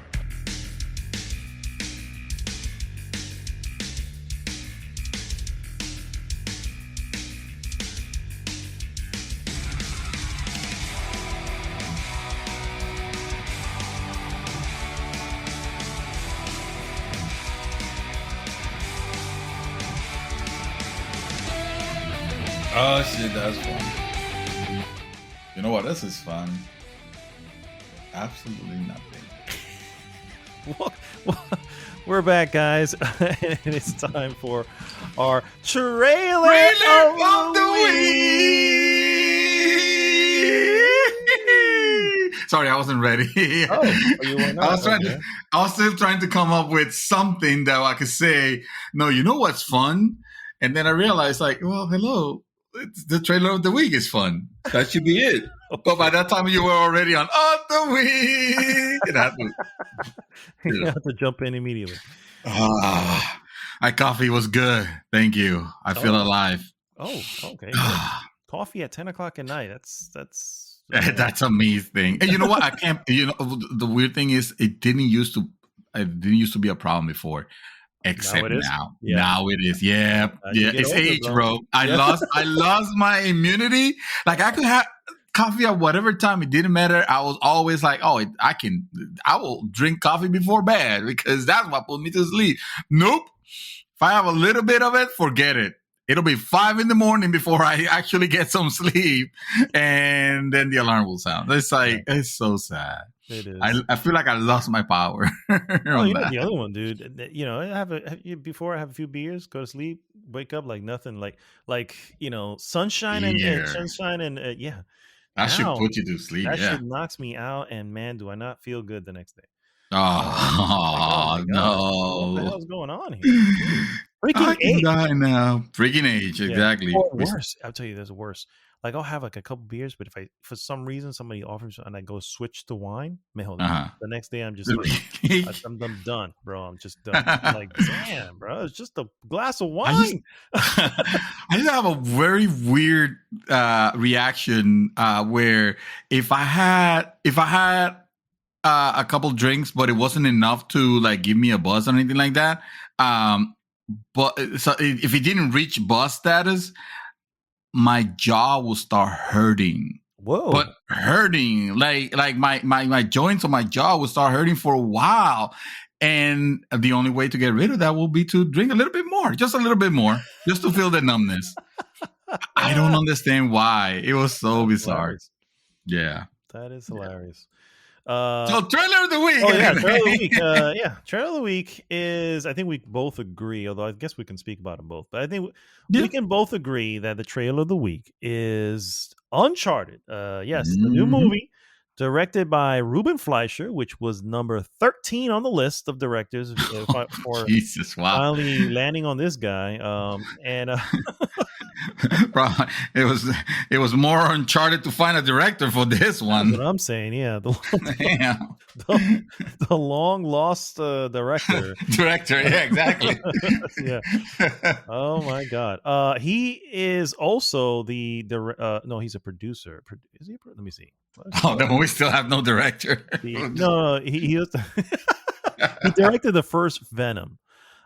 Which is not a good thing. Okay, yeah. Yes, I mean, it wasn't terrible. bad, but yeah. Yeah, but it wasn't. Yeah. Let me see what else he's directed. He did Zombieland. Oh, that's pretty good. Zombieland was good. Yeah, I like Zombieland quite a bit. Yeah. So okay, there you go. We got something good out of there. And trailer, to be fair, trailer didn't really give me anything that got me like excited, like, whoa, yes, this is it. You know, this is the movie I've been wanting. Like, unfortunately, just nothing here played out in a way that will get me excited about this movie, other than the excitement of seeing like more the curiosity more than anything of seeing like how they interpret this character, especially being played by Tom Holland. But that's on me, honestly, because I have told you, even with the game, which I recognize they're fucking fantastic. There's no doubt about it. But the whole thing of the Indiana Jonesy type of character that is this swashbuckler looking for treasure, stuff like that, that has never interested me. That's why even the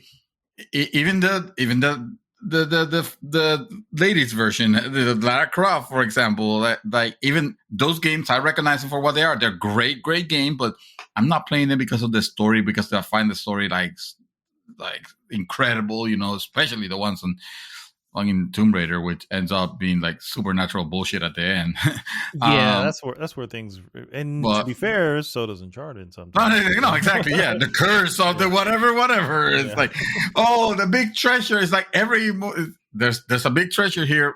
Somehow we always end up losing it to some curse. But so I went in on the trailer curious, because I wasn't really feeling the cast, you know, nothing against Tom Holland, loved the actor. It's just I was on the camp, you know, which actor we honestly wanted for that role.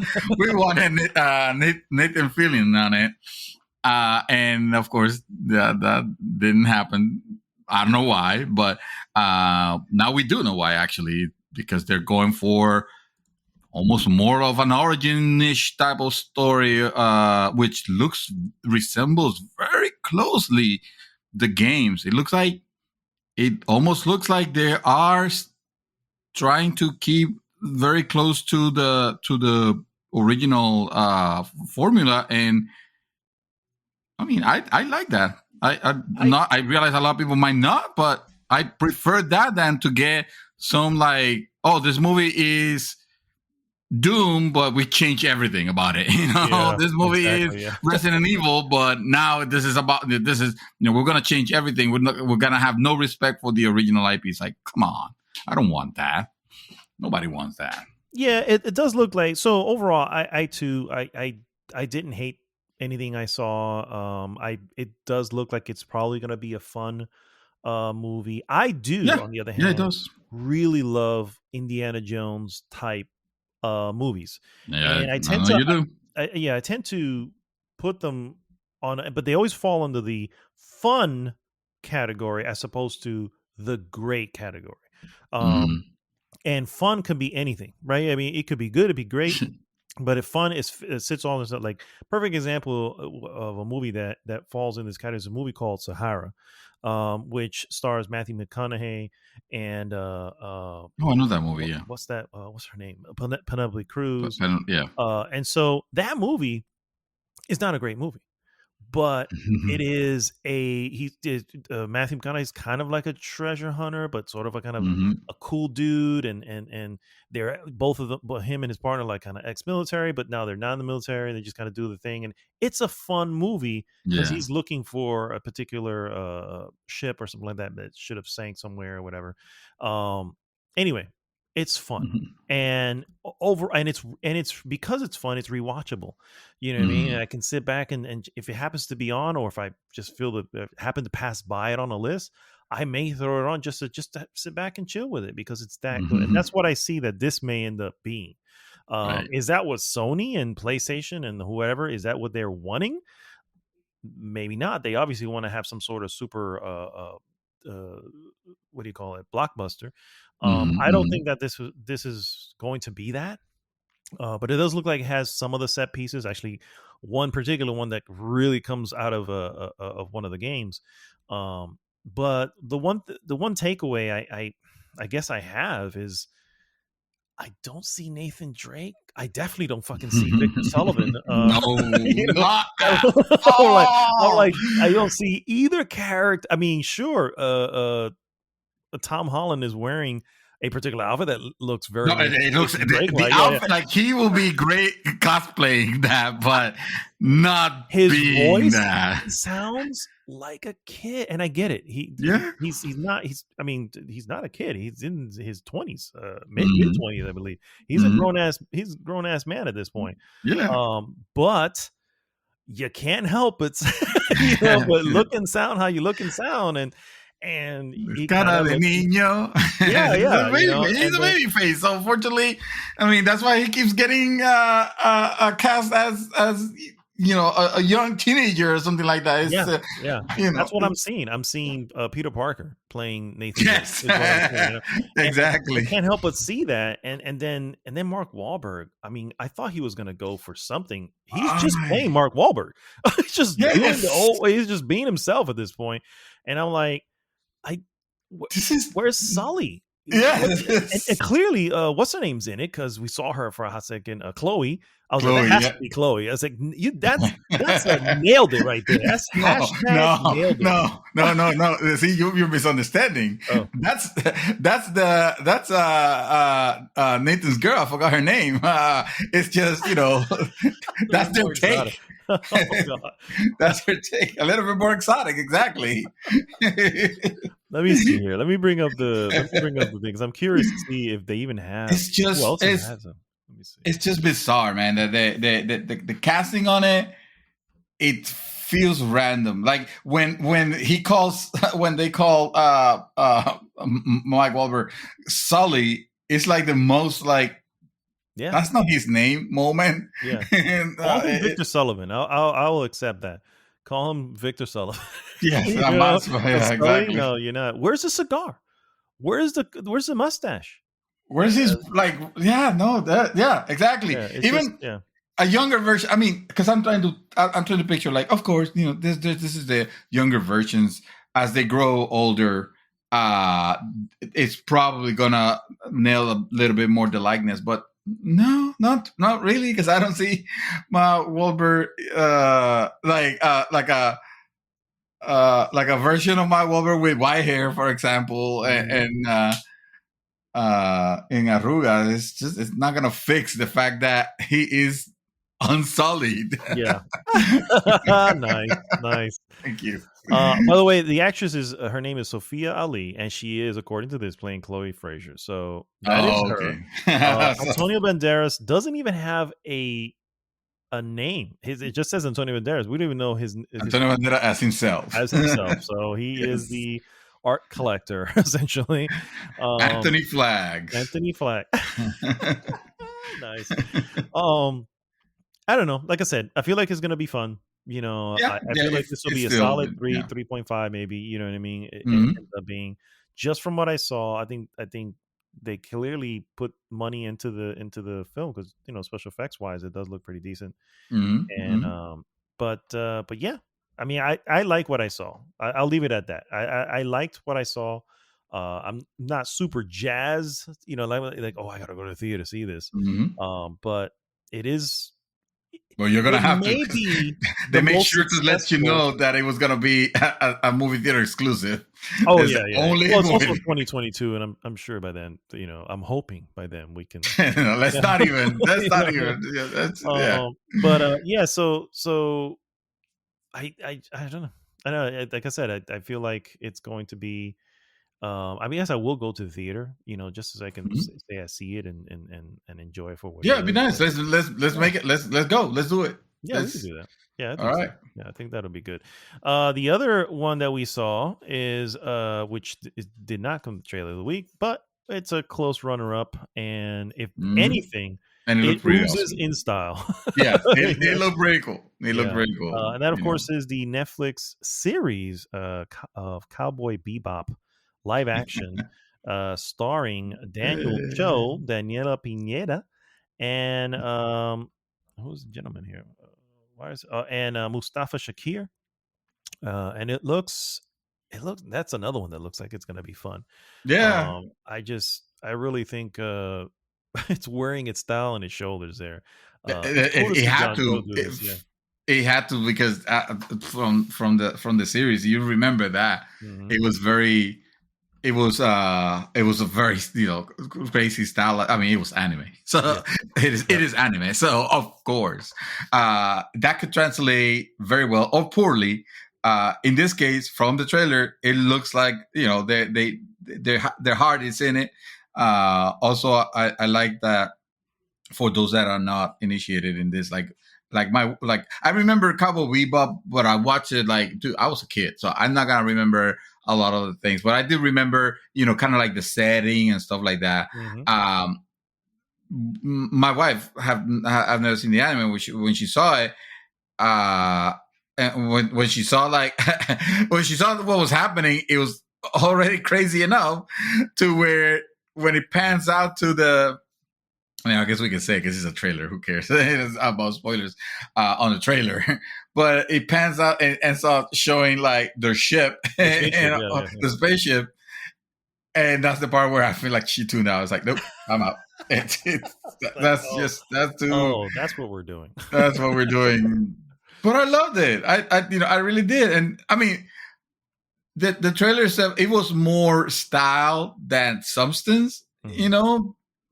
but it did a good job of at least putting your mind at ease of, okay, this is what they're doing and it looks cool. Yeah. I just really wish that I just really would love to see those transitions somehow, because they use some, they had some like fourth wall breaking Yeah. transitions Some that were really awesome. cool. Yeah. They Awesome were play really with well made. the fourth wall, as you said. Yeah. And it's, yeah.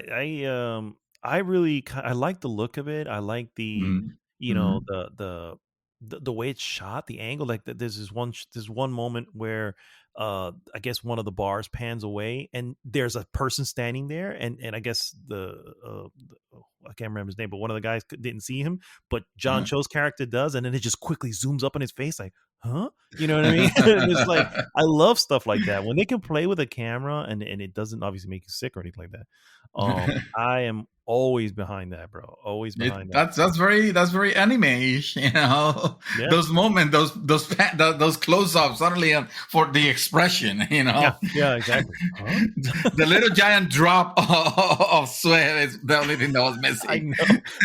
I have a feeling we'll see something like that. Or Like the that. hashtag, or when they were angry or something. I don't know. Oh, the hashtag. I'm like, hashtag. What are you talking about? Yeah. Yeah. That's true. Yeah. So that's, of course, it's called. Let's just call Cowboy Bebop. I don't know why it's. I guess Lost Session is the name of the trailer. Maybe, I don't know. Oh, The full name is Cowboy Bebop Lost Session. Maybe, I don't know. Anyway, just Google Cowboy Bebop on Netflix. There you go. It'll come That's right your up. help. Yeah. Yes. So those are those are the trailers we had going for us. So let's real quick step into some games that popped up on the Mouthfuls games radar for next week. I'm gonna switch this up a little. Always kind of do it on the week that was. I'm gonna try to do it now for the week that's coming. Yeah. So, let's do it for the future. Yeah. So the week that's coming, we have two games. First one here is Riders Republic. It's a big Ubisoft game. Obviously, it's still not out. No, it comes out October 28th, according to this, on pretty much everything except for a Switch. So you got PC, PlayStation 4, PlayStation 5, Xbox Series, and Stadia. Of course, because Ubisoft has no problem going over there. No. And so I'm not into it, but I know it's a big one for them. They tend to do these type of games, and they, with some success. So that's going to be. I hope it's good, because I do like, believe it or not, I do like those extreme sport games. Like I like, I like Tony Hawk Pro Skater. I like the frigging SSX. I love me some SSX. This seems to have a little bit of everything. Yeah, and that could go either way. It could have a lot of things, and all of them being like watered down experiences that amount to nothing, and that will suck. But man, what a nice surprise it will be if suddenly reviews came out and they were saying like, oh yeah, like if they start getting like 8s and 9s, I will immediately put this on my shit, on my cart. Oh, nice. Okay. Not on my radar even. I will buy this shit. It's on the radar already. Yeah, it hasn't been. There hasn't been a good one of those in forever. The last one that they did, what was it called? Steep, which was a snowboarding that was not stuff. Great. It was all right. I mean, I played it for a little bit, and it was weird because it was like this open world, but it was really just a huge mountain, and you could just kind of choose certain areas, and it was fun for what it was, but it was, I guess, wasn't fun, because if it was fun, they probably would have kept me longer, and it didn't. I was probably played maybe a few hours. And I was like, all right, I'm done. And I got it for free also. Well, not for free, but through PlayStation Plus. Through PlayStation Plus, yeah. So that's really also coming from it was. I mean, I guess the game works, but coming from SSX, especially the older SSX, not the recent reboot that they did. Although the recent reboot was decent. And it had a great soundtrack, by the way. But the PlayStation 2 one, especially SSX Tricky. SSX Tricky is a game that I would love to be playing right now, like today. Like if they make an announcement of a remake of that game, kind of like they did with Tony Hawk, I would cry. Because that game, it was so much fun. I love SSX Tricky. My God. And it had the music from Run DMC, the Tricky, their version. It's so good. Yeah. So we'll see. We'll see what comes up. October 28th, Thursday release, which is a little strange. But also on Tuesday, the 26th, Guardians of the Galaxy. Oh yeah, PlayStation 4, PlayStation 5, Xbox One, Series X and S. No Stadia and no Switch. What? I am very curious about this game. Everything that I had seen so far has kept me like, I'm kind of interested.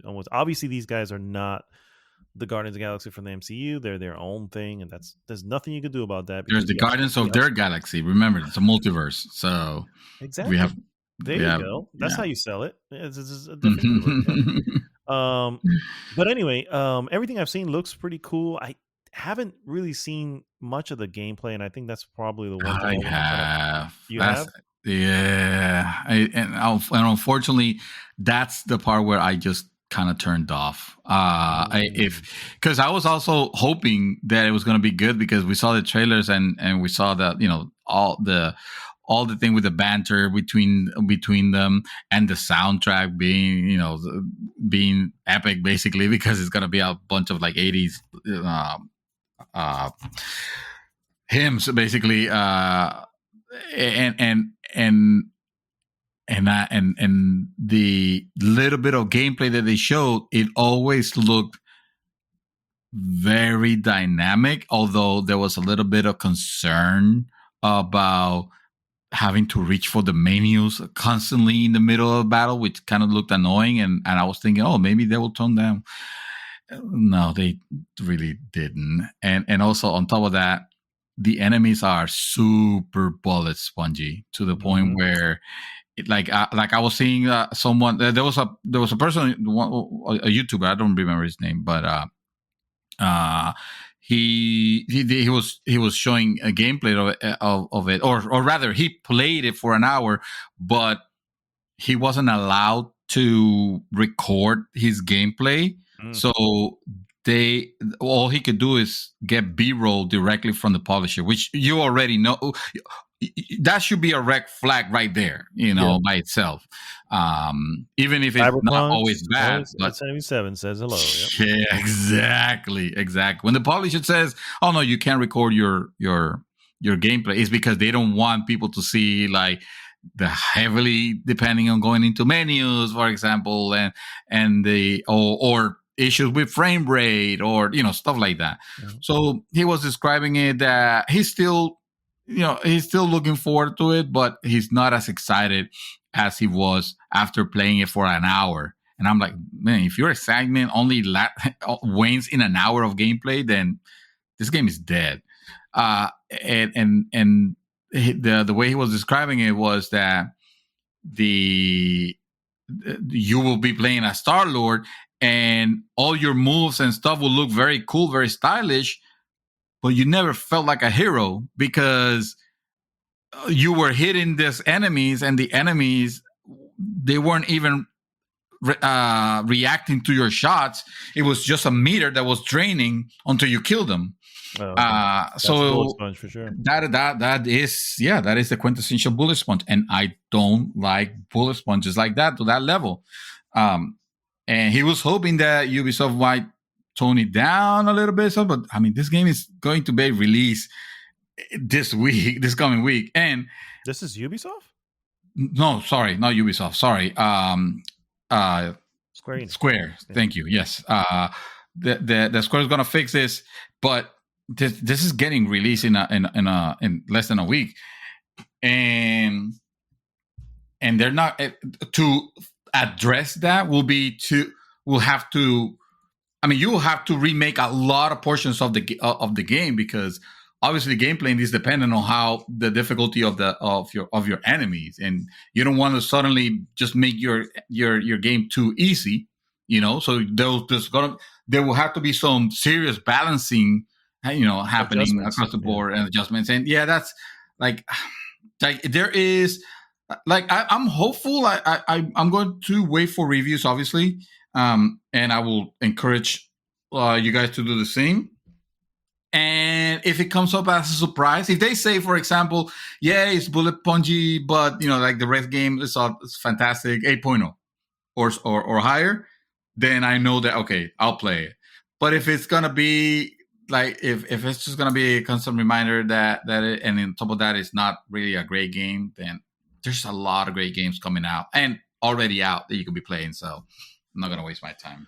Well, it remains to be seen. Those are our two that are on the radar. Again, Guardians of the Galaxy and Riders Republic. That's where Ubisoft is from, right? Yeah. All right, guys. Well, let's get into the useless news that you can use. Useless news. Gonna start off with a delay reported by CD Projekt Red. Another delay. CD Projekt Red has delayed the PlayStation 5 and Series X versions of both Cyberpunk 2077 and The Witcher 3 Wild Hunt to 2022.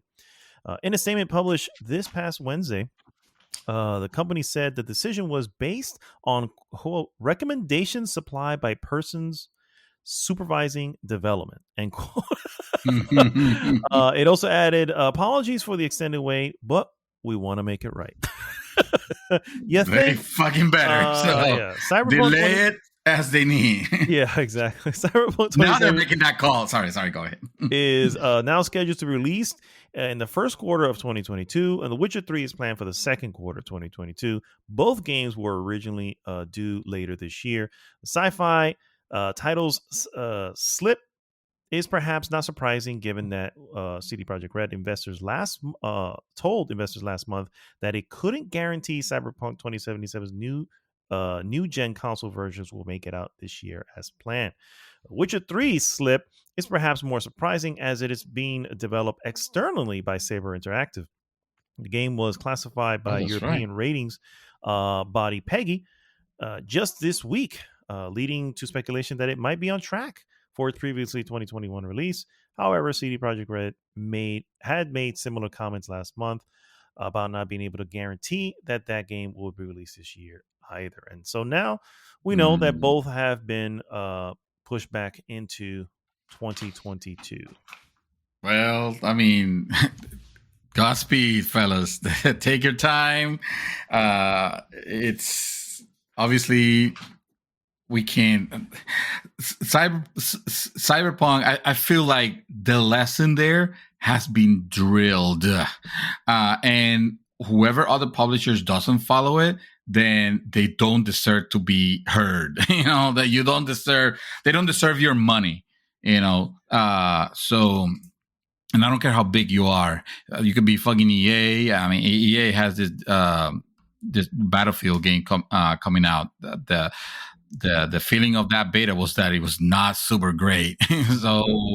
so this is there cannot be another Cyberpunk situation. I feel like Cyberpunk, if anything, that's just gonna end up being like a re-release almost. Where, or it should, honestly, if it's not, I'm not saying this is, but it should be a re-release of sort, to where it's not just the fixes, a relaunch. Thank you.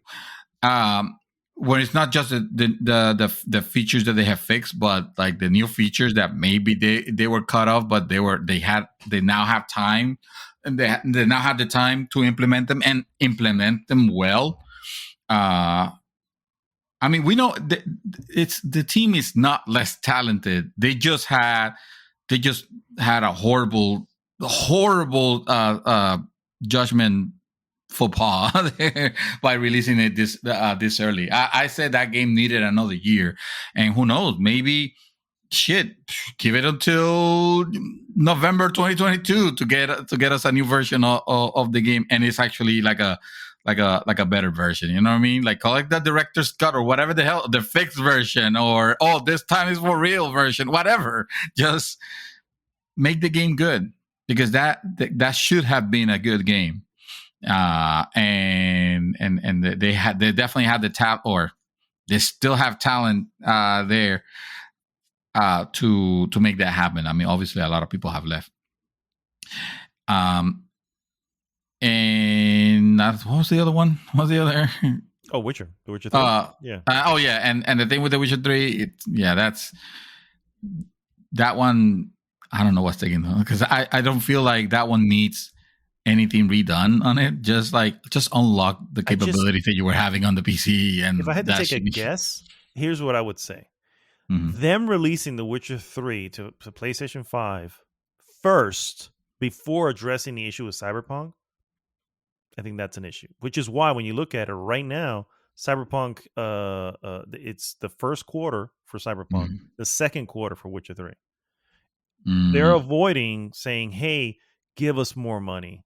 We'll go back and fix Cyberpunk. That's because of what it's going to look like. So, you haven't fixed Cyberpunk yet, or addressed it, or given us the because it's a free upgrade by the way, for PlayStation 5. It's fucking better. Yeah, you haven't given us that yet, but you're asking for more money for The Witcher 3. You know what I mean? It's just wait. So when I say fucking better, I mean like Witcher 3. Like, they don't have. So if I own the PlayStation 4 version, I have to buy the PlayStation 5 version for Witcher 3. I don't know. I'm just saying that still generates people buying it. You know what I mean? On PlayStation 5, because people who never bought it on PlayStation 4 can now buy it on PlayStation 5. So it still looks like, oh, you're trying to remind us of how wonderful you were with this title, but you still haven't fixed this other one that we're sitting by waiting for. You know what I mean? So exactly. That's what I'm trying to say. Is like, I think it is ready to go. I think they're just going, let's address the the elephant in the room first, and then we'll I see what you mean. Yeah, because it can be. I mean, whatever. We're not developers ourselves, so we can't say. But I'm thinking the high end settings for that game, the high high textures and stuff like that, like that's out unless they're looking to make it even more or implement, I don't know, ray tracing or whatever technologies.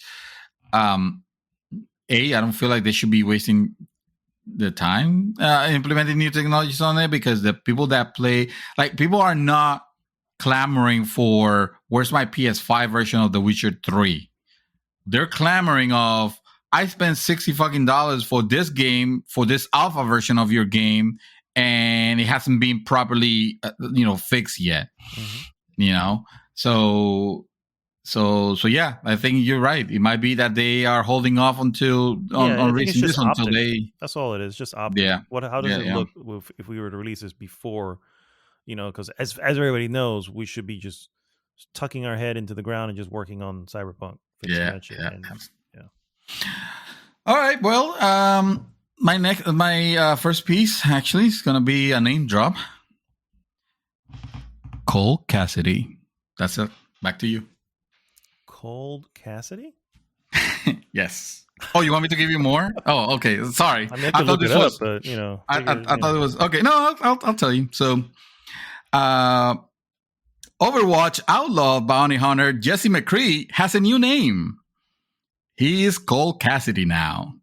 Developer Blizzard Entertainment announced via Twitter on Friday that new name will start appearing in Overwatch on October 26th.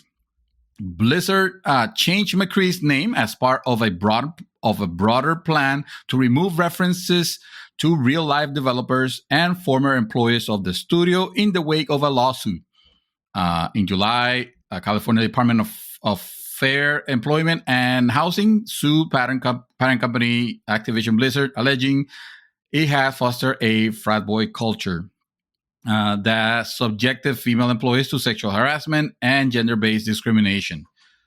Developers of World of Warcraft and Overwatch has since pledged to remove references to anyone implicated in the lawsuit, including renaming characters and location names after employees. That includes former entertainment employee Jesse McCree, whose name was borrowed for Overwatch Gunslinger Cowboy Hero. In August, the Overwatch development team announced that it was changing McCree's name. The team said in a statement that it was, quote, "It's necessary to change the name of the hero currently known as McCree to something that better represents what Overwatch stands for," end quote. The change, developers said, would impact the planned rollout of an in-game narrative arc that would have focused on McCree. Then there's another quote. "Going forward, in-game characters will no longer be named after real employees, and we will be more thoughtful and discerning about adding real-world references in future Overwatch content," end quote, the developer said. That pledge already extends to Overwatch 2, with previously featured references to former Overwatch game director Jeff Kaplan. Kaplan, who left Blizzard Entertainment in April, was referenced on a signage in a pizza shop in the sequel's New York City map, which has been revised. Also, there has been an update to this piece of news that says that Blizzard has fired every employee with the name Cole Cassidy. Oh, that was a comment from the. Never mind. Sorry, I thought it was an update on it. So yeah. I pulled up actually the tweet because I wanted to see like how they handled this, and so that the tweet itself is just a picture of McCree, of Cole and Cole now with Is it kind of Cole like or a back. Colt? Cole. No, Cole. Cole. Col. Yeah, Cole Cassidy. Yeah, no, not Mac.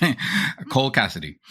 And it has the his picture, and then kind of like a lore kind of fix of it. I'll read it to you, and you tell me what you think. Says, the first thing a renegade loses is their name, and this one gave up his long ago. Running from his past meant running from himself, and each passing year only widened the divide between who he has been and what he had become. But in every cowboy's life, there comes a time where he has to stop and make a stand. To make this new Overwatch better, to make things right, he had to be honest with his team and himself. The cowboy he was rode into the sunset, and Cole Cassidy faced the world at dawn. And then it has the name at the bottom, Cole Cassidy.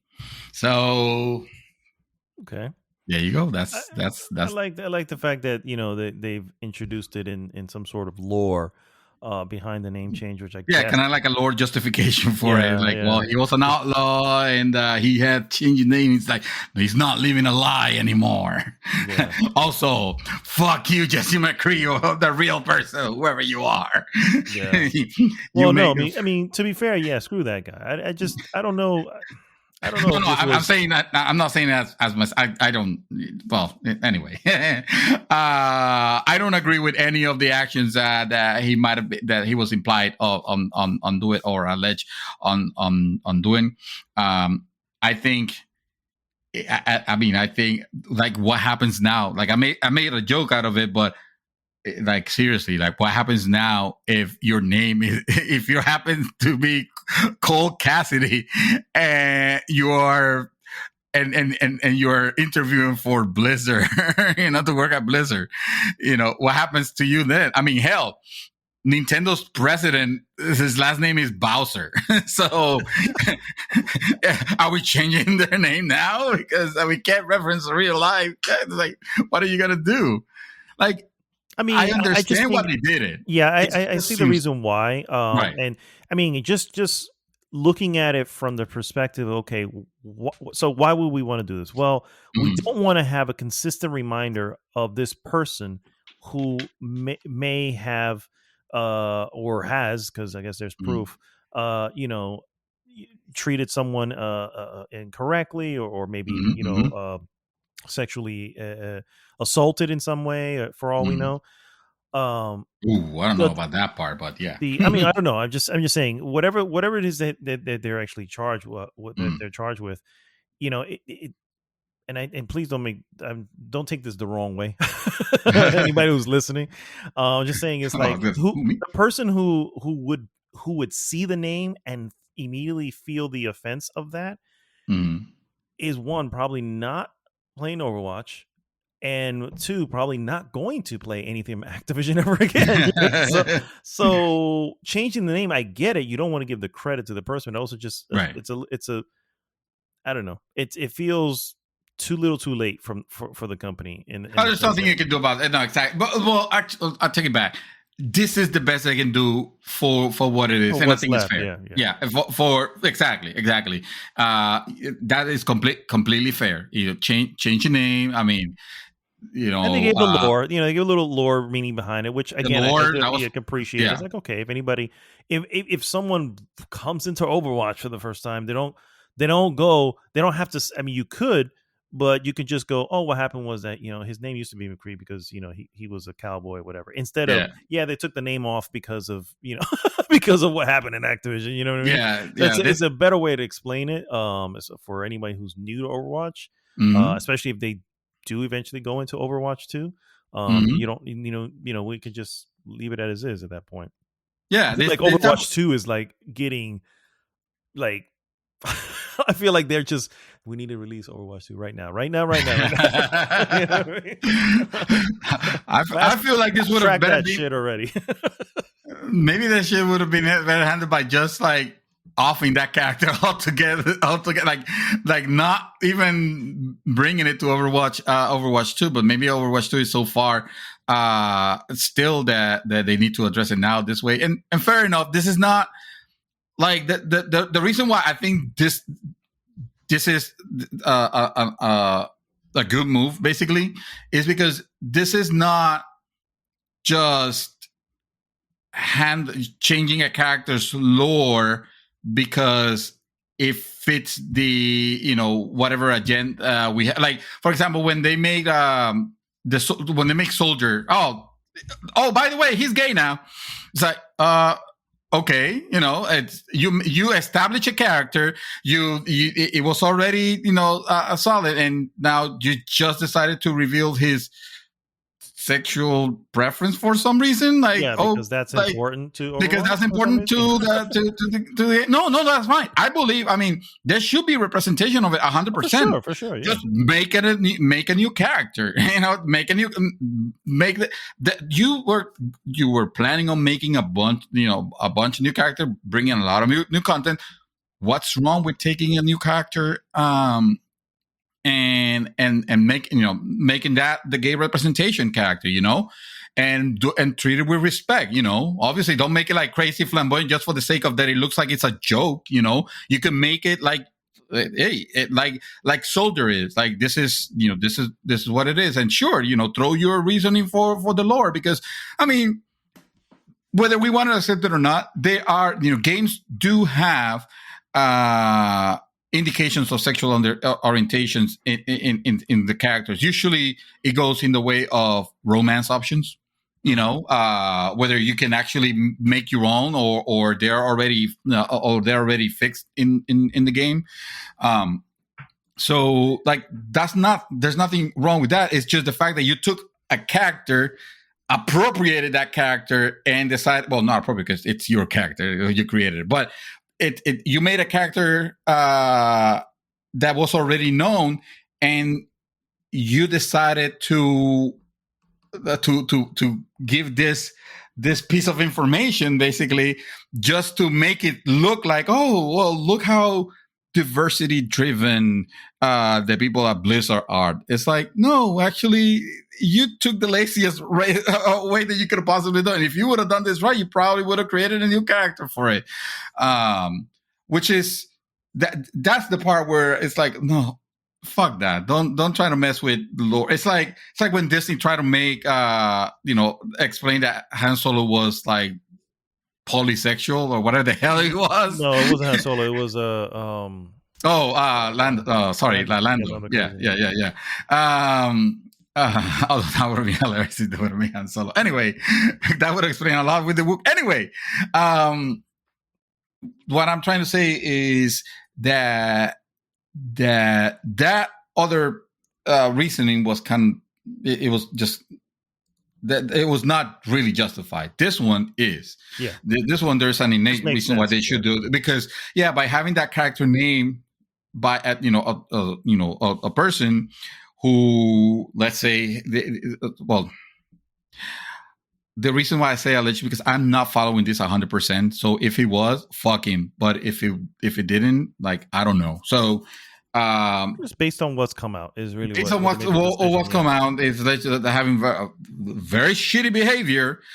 Then 100%, they should not be honored in the game. Fuck that. I mean, I guess there's an argument also to be said about, well, he still contributed to the development of the game, in a way. Well, fine. Don't strike his name off the credits, because that would be shitty. But don't make a character. A certain gentleman in the NFL recently got his name taken down from everything. Yes. Okay. Just letting you know, the Tampa Bay Bucks removed his name from the Ring of Honor. Wow. So wow. We can also go that route at some point. Apparently. Yeah, I guess you're right. Depending on the offense. Depending on the Oh my god. All right. Hold on. My next piece, guys. I was ready for it. I went off into my Bucks thing, and it just kind of threw me off. Ubisoft has greenlit what will be its first mainline Splinter Cell game in a decade. Get out of here with that. I don't want to hear it. But our audience wants to hear it, so go ahead. But they've been lying so much. Yeah, it's like whatever, Ubisoft. Well, this is from VGC, and that's according to development sources who told us that the title has been put into production as a means of winning back fans frustrated by recent efforts to revive the franchise in the mobile and VR spaces. It's not clear which studios are working on the project just yet, though two people with a knowledge of Ubisoft's plans suggested the new Splinter Cell was being led by a studio outside of the traditional Montreal base. The title is in an early phase of production, and the sources said, but there's a small chance it could be announced next year. The much requested sequel will arrive at a time when the company is looking to rebuild its image following its own wave of discrimination and sexual harassment allegations. Employee groups say they are not satisfied with the level of action taken by Ubisoft to change its culture. Ubisoft has declined to comment on this ahead of this publication that VGC posted. So it appears like maybe, I mean, or at least the sources say it maybe, and it looks like it has to do with the fact that they put Splinter, what's his name? Sam Fisher in other stuff instead of just getting us another game.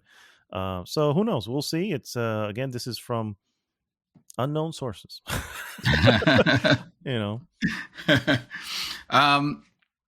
My next piece, guys. I feel like it's a 2-in-1 because at first a twofer. There's nothing super exciting. It's more like legal bullshit. But the company that told Sony, "Go ahead, sue us," for the PS5 plates that they were selling, has pulled the PS5 plates from sales because Sony threatened to sue them. So I guess they were like, "Go ahead, sue us." And Sony was like, "Okay, well, here you go." And they were like, "Okay, good game." Well played. Why don't they just hire them? I don't understand. It's just like, there's nothing. There's no reason. There's nothing. The whole idea is so easy. It's so like, I'm shocked that Sony has yet to announce like their own version of this, which is probably the reason why they're doing the season desist. But then just don't do a season desist. Just fucking release your original versions with by virtue of being original. They're gonna sell a fuck ton more. Yeah. If you want to. I feel like they're not doing it. I feel like Sony's not doing anything with that space. And because of that, I'm like, if you're not going to do it, then just freaking they're already doing it. All you have to do is just, exactly. They've literally done the work for you. How is this need to do hurting you in any way whatsoever? Like, explain to me what's the part where... It's like you don't want money. It's like you don't want money. I don't know why. No. So in February, Canadian-based device customization company dbrand launched its replacement PS5 plates dubbed the Dark Plates with a brazen attitude towards the prospect of a Sony takedown. I think that's what actually they might have fucked up. They were like so attitudey and brazen, like, yeah, come at me, bro. They were like that. Of course, Sony's gonna. So I don't really give him too much credit either. Yeah, I get it. With the release of Dark Plates, the unthinkable has happened, dbrand said at the time. We have taken Sony's monumental achievement in bad design and fixed it. Wow. We can only assume reason why they win the lawsuit. I'm just saying. I know, right? I know. It's like when you see that, it's like, oh, come on, guys. This is undefensible. We can only assume that our prices are in the mail. That was the quote, by the way. dbrand plates contain a microscopic texture, as do the official PS5 plates, but slightly better to Sony's PlayStation face button design. And then the quote goes, "When you look at this microscopic texture inside the Dark Plates, what do you see? Dbrand said in a section of his website. Totally legal. That was the answer, I guess. I don't get why. If your answer is a familiar but legally distinct apocalyptic spin on the classic PlayStation button shapes, you might be one of our lawyers. So go ahead, sue us. Read the top of the website. Dbrand said it subsequently received a letter from Sony threatening legal action. Gee, I wonder why. And has now complied with the demands. In a Reddit post bemoaning the action from Sony, Dbrand said dark plates are dead. In a cease and desist letter, which Dbrand has published online, but not dated, lawyers representing Sony accuses the company of trademark and copyright infringement as well as counterfeiting. Wow. Okay. The letter goes on to demand Dbrand pulls all marketing, promotion, and sales of dark plates worldwide. There's a quote says, if Dbrand refuses to cooperate in full with these demands or delays in responding to this letter, our client will be forced to take the actions it's deemed necessary to protect its valuable intellectual property rights, end quote. Dbrand explicit, how do you say that? When they're explicit? Yeah. Expletive, fuck that word. Bad words were said on a Reddit post. Okay, I got you. Expletive, thank you. Takes issue with the action and highlights Sony's complaint about the similarity between the PS5 plates and the dark plate design, even using Netflix show Squid Game to its defense. And the quote says, "Did you know that Sony believes our distinctive and original illuminated this is how they describe their design. Illuminated pyramid, radiation hazard, skull and crossbone, and angry robot head symbols engraved inside the dark plates infringe on the trademarked button shapes? How the fuck did Squid Game get away with it?" End quote. So it just continues on. All this to say that, and this part is the actual more breaking of the news, and of course I didn't mark it, but I can tell you about it, is that they were like, okay, Sony, you win this one. We're going to stop selling the dark plates. Fine. So they took him down. They took him down, right? They're not selling anymore. Mm-hmm. Where about couple of days later, they actually showed their new and improved version of the dark plates. And I want to tell you, bro, these ones are kind of hot. So you know how the design of I gotta show you a picture of it, and I'll probably post a picture. I posted a picture on our group. Okay. Yeah. So the plates themselves, first of all, they come in like 4 different colors. I like the black one. Looks very sexy because it is kind of like matte, a matte black, and it has, you know, where the fan is. Well, it has like holes in that area for better fucking airflow, which we know the system could use. So how smart, to think of that, right? Like, hey, let's just put some holes in it. The design itself, you know how Sony plates kind of like they kind of open up, kind of like a shirt neck. At it now, those look good. These ones are more the shape of them is the exact same curve of the PlayStation of the PlayStation itself curve, and in the front, where instead of opening up, it just kind of like flows with that curve that it has at the front. So again, you guys could look at pictures. I posted it on our group. It looks very elegant. Yeah, it looks ridiculously elegant. It makes the console look a little bit smaller. So almost like a slim. It's hugging the console. Exactly. The other one that was. It's just opening up, kind of like exploding. Mm-hmm. This one is actually going to. I'm not gonna lie to you, bro. This plates are $60. I ordered myself a pair. They are arriving in first or second week of January. Oh, so you're on wave 3. Looking at the Yes. waves. Okay. Nice. I am on wave 3 of them. I ordered them in black.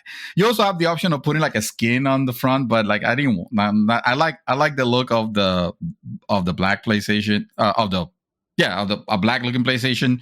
And I especially like the idea of having that ventilation on it. And now D-Brand is like, go ahead, Sony, sue us now. You can't infringe. This is not your patent. This is not your design. It doesn't look like yours, does it? Mm-hmm. It doesn't have the symbols or whatever. So that's the way that they're coming back. So I feel like this retreat was kind of planned already. It was kind of like, well, don't worry, we had this was all part of the plan. Yeah. And they released. What do you think? You saw them, right? They look closer. What do you think? They look. How do they look to you? Does it look like something that you'll be interested in putting as a replacement? I might. I mean, looking at the front plate or the middle skin too. I was like, oh, look at that, little skin that. With the middle skin, yeah, right. D-Brand has always been like the de facto name for customization for skins, like stuff like that. I've never been that, like person to skin their devices too much. But that said, I have purchased them before, and they're relatively well made. This one, I do love the fact that it's a matte color. It's not like a shiny black that will attract fingerprints or anything like that. I mean, I from the reveal of the PlayStation 5, I did like, and I do like the white color. Don't get me wrong. I do like the way it looks right now. It's just more of a, well, let's change things up a little bit. And if Sony is not going to offer this option, see, I feel like Microsoft does this kind of shit, right? They will offer you you can put a fucking stupid plate in the front, even though the rest of your Xbox 360 is white. We can put a stupid plate on the front, and we'll be willing to sell it to you. Hell, we might send you one on a subscription service if you want. And Sony's like, nope, this is the way that we want our consoles to look like. And I feel like there's a reason for that. That design is iconic. It is, yeah. That design is super iconic. So they wouldn't, and especially considering that the best place to show it off, it's almost front and center, unless you're standing it. If you put it on the side, it's like it's meant to be front and center, to be the first thing that anybody that walks in sees in the room. They don't want to lose that iconic look. So maybe that's what it is. Maybe they're like, no, this ain't, and I'm sure that they're gonna go back. I mean, this ain't over. this legal thing ain't over with this. So I'm not even sure if I'm ever gonna see my plates, but it's okay. I placed the order with PayPal, so if I don't get my money. Also, D-Brand will just refund because D-Brand is big. D-Brand is not doing just this. D-Brand is like a fucking huge company, so it's okay. No, I hear you. It looks good. I'm actually in the process of finishing my order. You were like, oh yeah. I'm surprised. I didn't even mention it before because I thought like, he's not gonna be into that. I don't like to mess with it, but this is not the main device. The main device is the center. So I don't like opening it up for any reason unless I have to. But right, this is just the outside. The outer shell. Yeah. Look, PayPal just messaged me. Okay, good. Order confirmed. There you go. Yay! What color? What color? Oh, I went with the matte black, but I went with the center also with shit! Yeah, so has a design to put in the center. It's like $10 more for it. It's like, shit! Now you're making me look for an alternative. Yeah, I went with the. Black. I have black, and now I need to. No, I went with the matte black on the outside, but the centerpiece has I went with the classic white. So the center would just be a white. Why? Yeah. Okay, It's almost like nice. inverting the colors a little bit. Yes, yeah, that would look very elegant also, especially if it's just like clear and you're covering that space that always get. By the way, that area gets scratched. Yeah. Every time you're connecting that USB, like look at it very close. I already see on mine micro abrasions. Micro scratches. Yes. Yeah, you can see. I mean, if you look from afar, you won't notice, but if you look up close, so you'll be protecting that area already. Man, that was an awesome idea. Shit. You're gonna have the cool one now. Well, hey, I mean, you're welcome. Well, thank you, sir.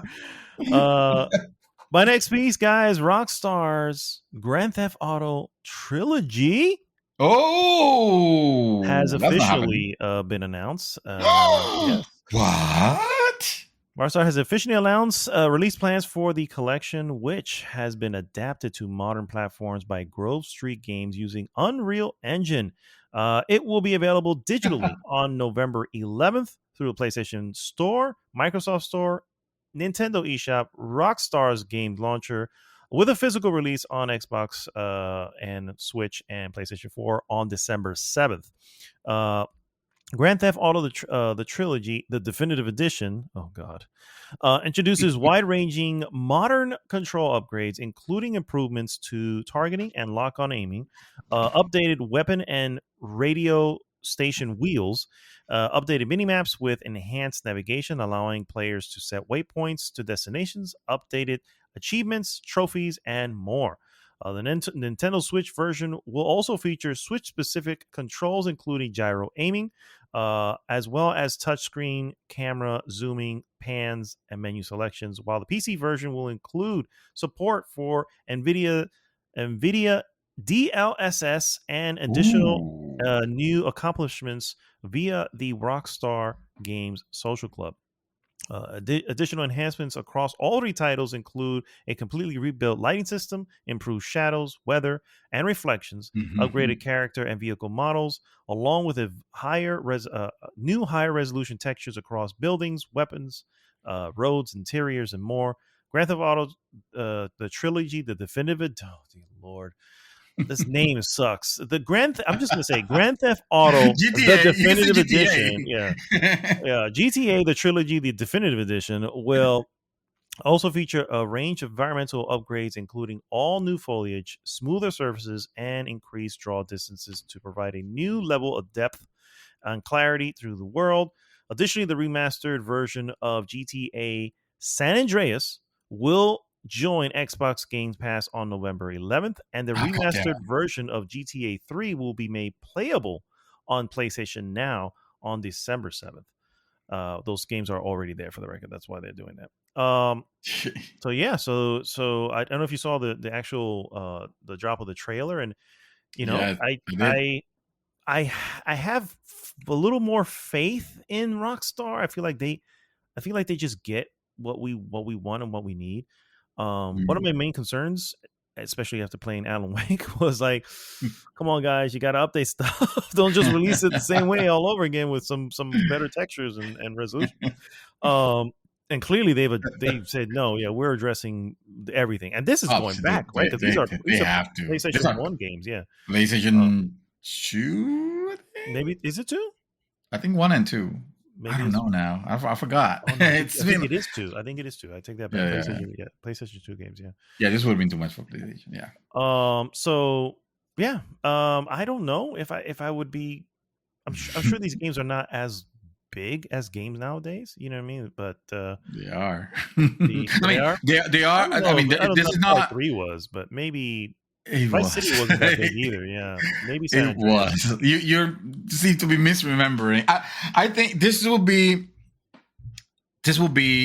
like Mass Effect to you. You play it. You play the first, it'll be cool, and then you're not gonna touch the other ones. Why? Because they are long games. They are large games. I mean, yeah, they're not freaking epic things like 80 hours or anything like that, but they still took quite a bit. And because they have a lot of story. I mean, the whole thing was that. So I looked at that trailer. I liked what I saw. I was a little worried about how they're gonna do this, the graphics. What are they gonna do with the graphics? You can't change it too much, or I don't think they're gonna change it too much. But also, you can't just let it look the way it looked and just make the game run better, because that's not gonna fly. Well, they actually revamped a lot of the visuals to where I feel like they met a happy medium. Like some of it's not cartoony, but it's stylized, and they went with that. And like, I'm okay. It looks good. It looks fun. I'm not sure if I end up getting it. It's probably more for the collector item of it, not necessarily for replaying San Andreas again. Don't get me wrong. Never even play San Andreas. Hell of a game. I absolutely, and I feel like you will really like the setting is phenomenal, dude. It is phenomenal. I'm curious to see how it holds up, but at the same time, especially considering the graphic update and all that, it'll probably be very fine. I don't want to play Grand Theft Auto 3 again, not because it's a bad game or anything like that, but because I feel like that one is the oldest of them. Yeah, that one's the oldest, and mute character, also a lot less personality. If I start with that one and then I get into that trudge, then I'm not gonna want to play Vice City, which is the one that I really be looking forward to replaying of the three. Mostly because I'm a fan of the setting. So yeah, you kind of stole the news that I have for that one, which was the portion where about the game, what was going to Game Pass and what was going to PlayStation Now. But that's fine. I'm not bitter. I have something else that I could talk about, and we'll call this my last piece of news. Oh. So Sony's patent lets viewer vote and pay to boot players from games. What? The PlayStation maker has been trying to take esports more seriously lately. In 2020, Sony filed a patent for allowing live stream spectators to participants to remove players from a game. Yesterday, the United States Patent and Trademark Office approved the patent, which there are, you can look it up on the patent website. Besides removing unskilled players, the system will allow spectators to pay for the privilege of removing players. See, that's the part where I don't like. That's how dumb would that be? Okay. So the NFL introduces a new feature, and on that new feature, they allow pay-per-viewers or people that if they don't like a player because it's making their favorite team look bad, they can pay to have it removed. Like, kind of stupid thing is that? Yeah, I mean, it is a patent. So, I mean, and they've filed many patents, and many just don't go anywhere. No, I'm saying I'm not saying a very interesting one. That's for sure. Just we're not announcing that is a feature that is coming. It's just, well, you're patenting something that sounds really fucking stupid. Yeah. And I would not want to see on any of my games, on any of my platforms, on anything. Twitch is the most popular streaming platform of the world, and competitive esports is so immensely popular, considering that Sony has filed an online tournament patent this year that and bought EVO, the world's largest fighting game competition. It's clear that the PlayStation maker is taking competitive gaming more seriously than it did in the past. An approved patent doesn't mean that Sony is necessarily developing or benching a benching system right now. It just gives the company exclusivity if it ever decides to implement one in the future. I hope the plan really is, I'm going to patent this so no one else could come up with this stupid idea. And this will be protected. We will be the holders and the protectors of keeping esports pure and not having it to where people can pay to boot plays. Like, get the fuck out of here with that mess. That's not even, that doesn't even sound like anything I would want to have in general, like nobody should have that, have the power. Imagine that again. Imagine that, would you play to have freaking, what's this Patriot guy that everybody's? I'm trying to make that joke. He's not a Patriot anymore. Tom Brady. Tom Brady. There you go. Oh, he's a bug now. Okay. Would you pay to have Tom Brady removed from a game if it was within your financial capability? Probably yes. And that's why you should be stopped. No. That's what I was trying to say is that the one thing I love about, not to get into that, but it's always like, no, I want them to take on the best and win. By removing him from the thing, so you're just cheating now. You're not winning because you're winning. You're winning because we just removed the part of the problem that you can't handle. You know what I mean? And whoever's the provider of it makes money out of the cheating. Also, exactly. That's just, but no, fuck that, man. That's the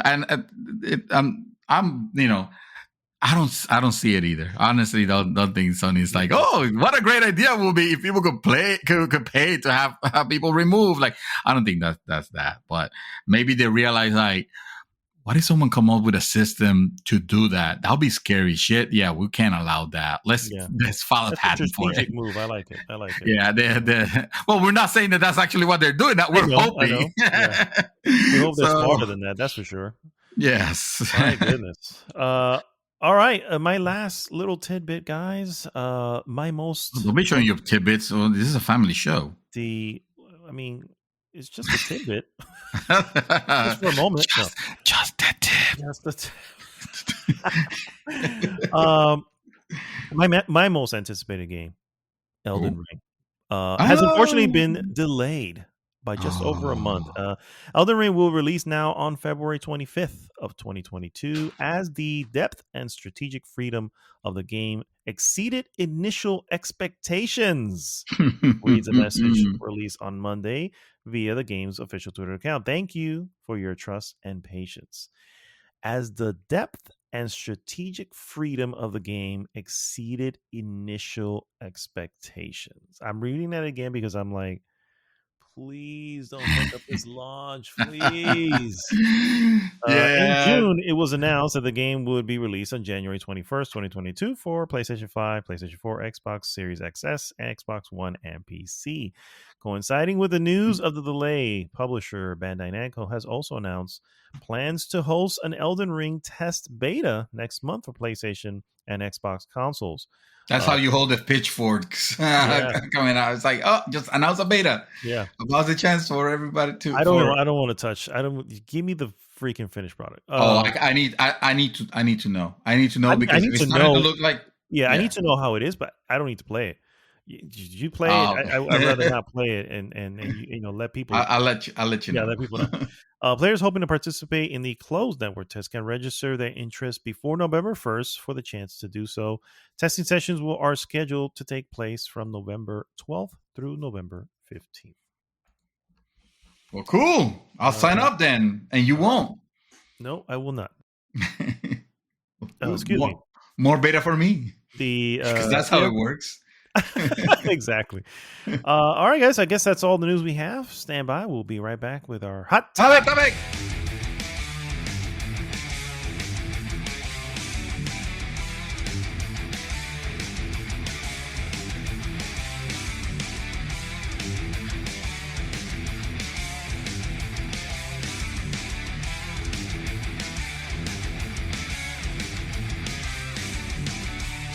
And we are back, guys, and it is now time for the hot topic of the week. Hot topic Again, guys. We are going into our spoiler review of 2021's Dune. Dune. And if we haven't made that clear enough, it is a spoiler review. Unless you don't care about spoilers, in which case we need to study your species, or you've already read the book and seen the other movies, so you kind of already know what's going on. So that could be an acceptable reason too. If you haven't watched, this movie came out 2 days ago, right? Was it 2 days? To the recording, the day of the record that we're recording. We're recording on Saturday the 23rd. of October. So yes, be advised. Yeah. We're not. I mean, I feel like we should give at least our not overall thought, just opinions, non-spoilery, and then we could just jump into the spoiler Okay. portion of it. So you have been warned. We're gonna start without spoilers, and then we're gonna go in. Although some spoilers might occur, they're not gonna be on purpose. Exactly. So you're still warned. If you want nothing, to just go watch the damn movie. All right, sir. So starting from the top, first off, I want to get a little history from you, sir. Have you seen the original 1984 film? No, I have you not. Read the book? Do you know anything of said property prior to this? I played an RTS that came out back in the days of my very first beginnings of computer gaming. when that would have been 1995, and the RTS. I don't think this was released in 1990. I don't even remember when it was released. But anyway, the thing is, that RTS was awesome. I do remember like sandworms and like crawlers, like machines. The crawlers. I don't recall if they were actually called crawlers. I doubt it now. That said, no, I have not watched the actual movie. I don't know. I didn't necessarily have any aversion towards it. It was more of. It was outside of your wheelhouse. It was at that point. Yeah, it was kind of late by now. Yeah, I don't know what happened, man. Because this seems like it should have been like right up my alley, especially enjoying Star Wars and those sci-fi movies of that era. Yeah, I don't know why. Yeah. Well, to be fair, you may have heard how just critically and commercially the film really didn't do anything. So that could be that you may not remember that particular thing, but that could be what may have steered you away from it. Yeah. It was. So I did see it, the 1984 version, but I saw it very recently, probably in the last couple of years. Wow. It is so because of that, kind of had going into the thing. I was just like, I kind of understand a lot of what's going on. The original was done by David Lynch, and David Lynch, I think, has gone on record as saying he doesn't even recognize that as a film that he ever made. So that's how bad that was. Damn. Okay, I'll let you tell me if that movie was really bad or not. It is certainly a product of his time. Right.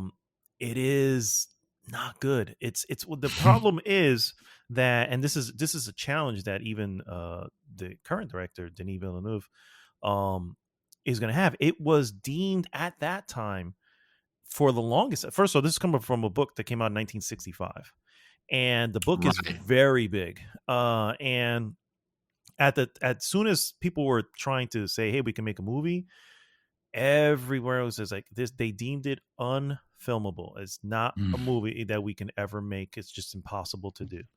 And of course, David Lynch tried it, and it proved pretty much. And we just saw the intro together before starting recording. And when you have to start your movie with a massive 3 to 4 minute, exposition dump by a face on the screen, Well, what else were they gonna do for the time? I mean, obviously, Star Wars already had the patent on scrolling text, so I mean, sure, but you're watching a film. You kind of just want to see the stuff. So overall, I didn't hate it, but the 1984 version. But I saw immediately what was the problem. It's like, also, I guess I won't mention that, but it's the complete story. And it's a 2-hour film. You know what I mean? So It's like, okay, wow. You obviously you're going fast and leaving some things out. And so that's usually never a good thing. But so that being said, sir, I mean, properly edited, it could have worked for reasons that we will proceed to discuss. Yeah, maybe. So what were your thoughts? Again, non-spoiler for the moment. Just overall thoughts of this Dune. Well, and this is only knowing that Dune was a property, not that. I mean, knowing that it was a book, but not necessarily knowing that it was such a long book, and knowing that it was a film was adapted to it, but not knowing, because I haven't watched it, if it was good or bad, or if he had any chance to compete against Star Wars. Because let's face it, that was his probably his biggest competitor at the time, right? I think it's because I lean more towards the Star Wars side of things that I kind of like ignore, and the rest. This one in particular surprised me at the very beginning with something I didn't care for, and that was that I personally did not see anywhere. You know where this is heading. I was going to say, I don't know if you want to mention that because we're still technically non-spoiler, but go ahead. We have to. We kind of have to, because that was the very first thing that slapped me. Actually, me and my wife both. And is the fact that, and also it's not a really big point or anything like that, is the fact that the movie opens with the title screen, Dune, whatever, if he has something else, Part 1. Fuck that. There was no indication in the marketing or anything like that I could have seen. Maybe this was something that was logical and makes sense to the fans. I don't know. Maybe you guys have delved into it. This was already announced or whatever. I was just going by the trailer that I saw that one time and recognizing like, oh shit, this movie has a bunch of talent, a bunch of actors, and it looks it looks really cool. It looks like very high sci-fi. I'm into that. So, but and then seeing that when the runtime of this movie is like 2.5 hours? It's like 2 hours and 40 minutes or something like that. Yeah. It was something insane like that. Well, I imagine that. Oh, okay. So obviously this is an epic. It's an epic tale. But when he tells me that, oh, by the way, this is just the first fucking part, I like immediately recoiled in on my sofa. We both did, because even my wife at like, let's say, an hour into it, she was wondering like, so is this a series or a movie? I swear to you, that's what she asked me. She's like, is this a series? It's like, no, what makes it? I mean, look at how the production value, they're not going to have a series with these actors with this production value. It's like, what makes you think it's a series? She's like, I don't know. They're just setting so much here. And then watching. You have to, yeah. That's where I just want to quickly point back to. You remember when I said that this is probably unfilmable? Or when people said that? Yes. You kind of know now why. No, exactly. And now I know, having watched the original intro of the Dune, the 1984 Dune. Now I understand that disembodied face giving you an exposition dump at the beginning, and not doing it in a scrolly text format, being more personal, like, look, we need to talk. Yeah. Come closer. We need to talk. So this was happening, by the way. Oh, and I forgot to tell you also. So my wife was wondering, like, okay, so this is a series, right? I'm like, no, it's actually a movie. But she was right. There were a lot by an hour into the film, nothing had yet happened. That was just a lot of like putting together this universe. And I'm thinking, well, okay, maybe at the 2.5 hour, which is the length of a normal film, that's when it will, like, things will develop and will have its conclusion, right? even though I was already going fully well thinking like, oh, this is part one. And this is just part one. I was thinking like, okay, maybe you give me the ending of the events of here and be on the merry way, then that's fine. That's a full film. But yeah, that is about if I were to say the major critique that I have of the movie will be that everything else I really fucking enjoyed, so much so that like I was deliberating with my wife, like, did we make a mistake by watching it at home? This seems like something that I should have watched. And if you want to go, sir, I'd be down. I'm just saying. I'm just throwing that out there. I'll be down. Yeah. I'll be down with it too. I want to give him the money. I feel like I want to ensure that I'm arguing the money because we're paying for fucking HBO. There's nothing additional. There's nothing additional. There's part of the service. You want to give the movie theaters the popcorn movie. Yeah, okay. I mean, I want to give them. I want to ensure that we get the next part.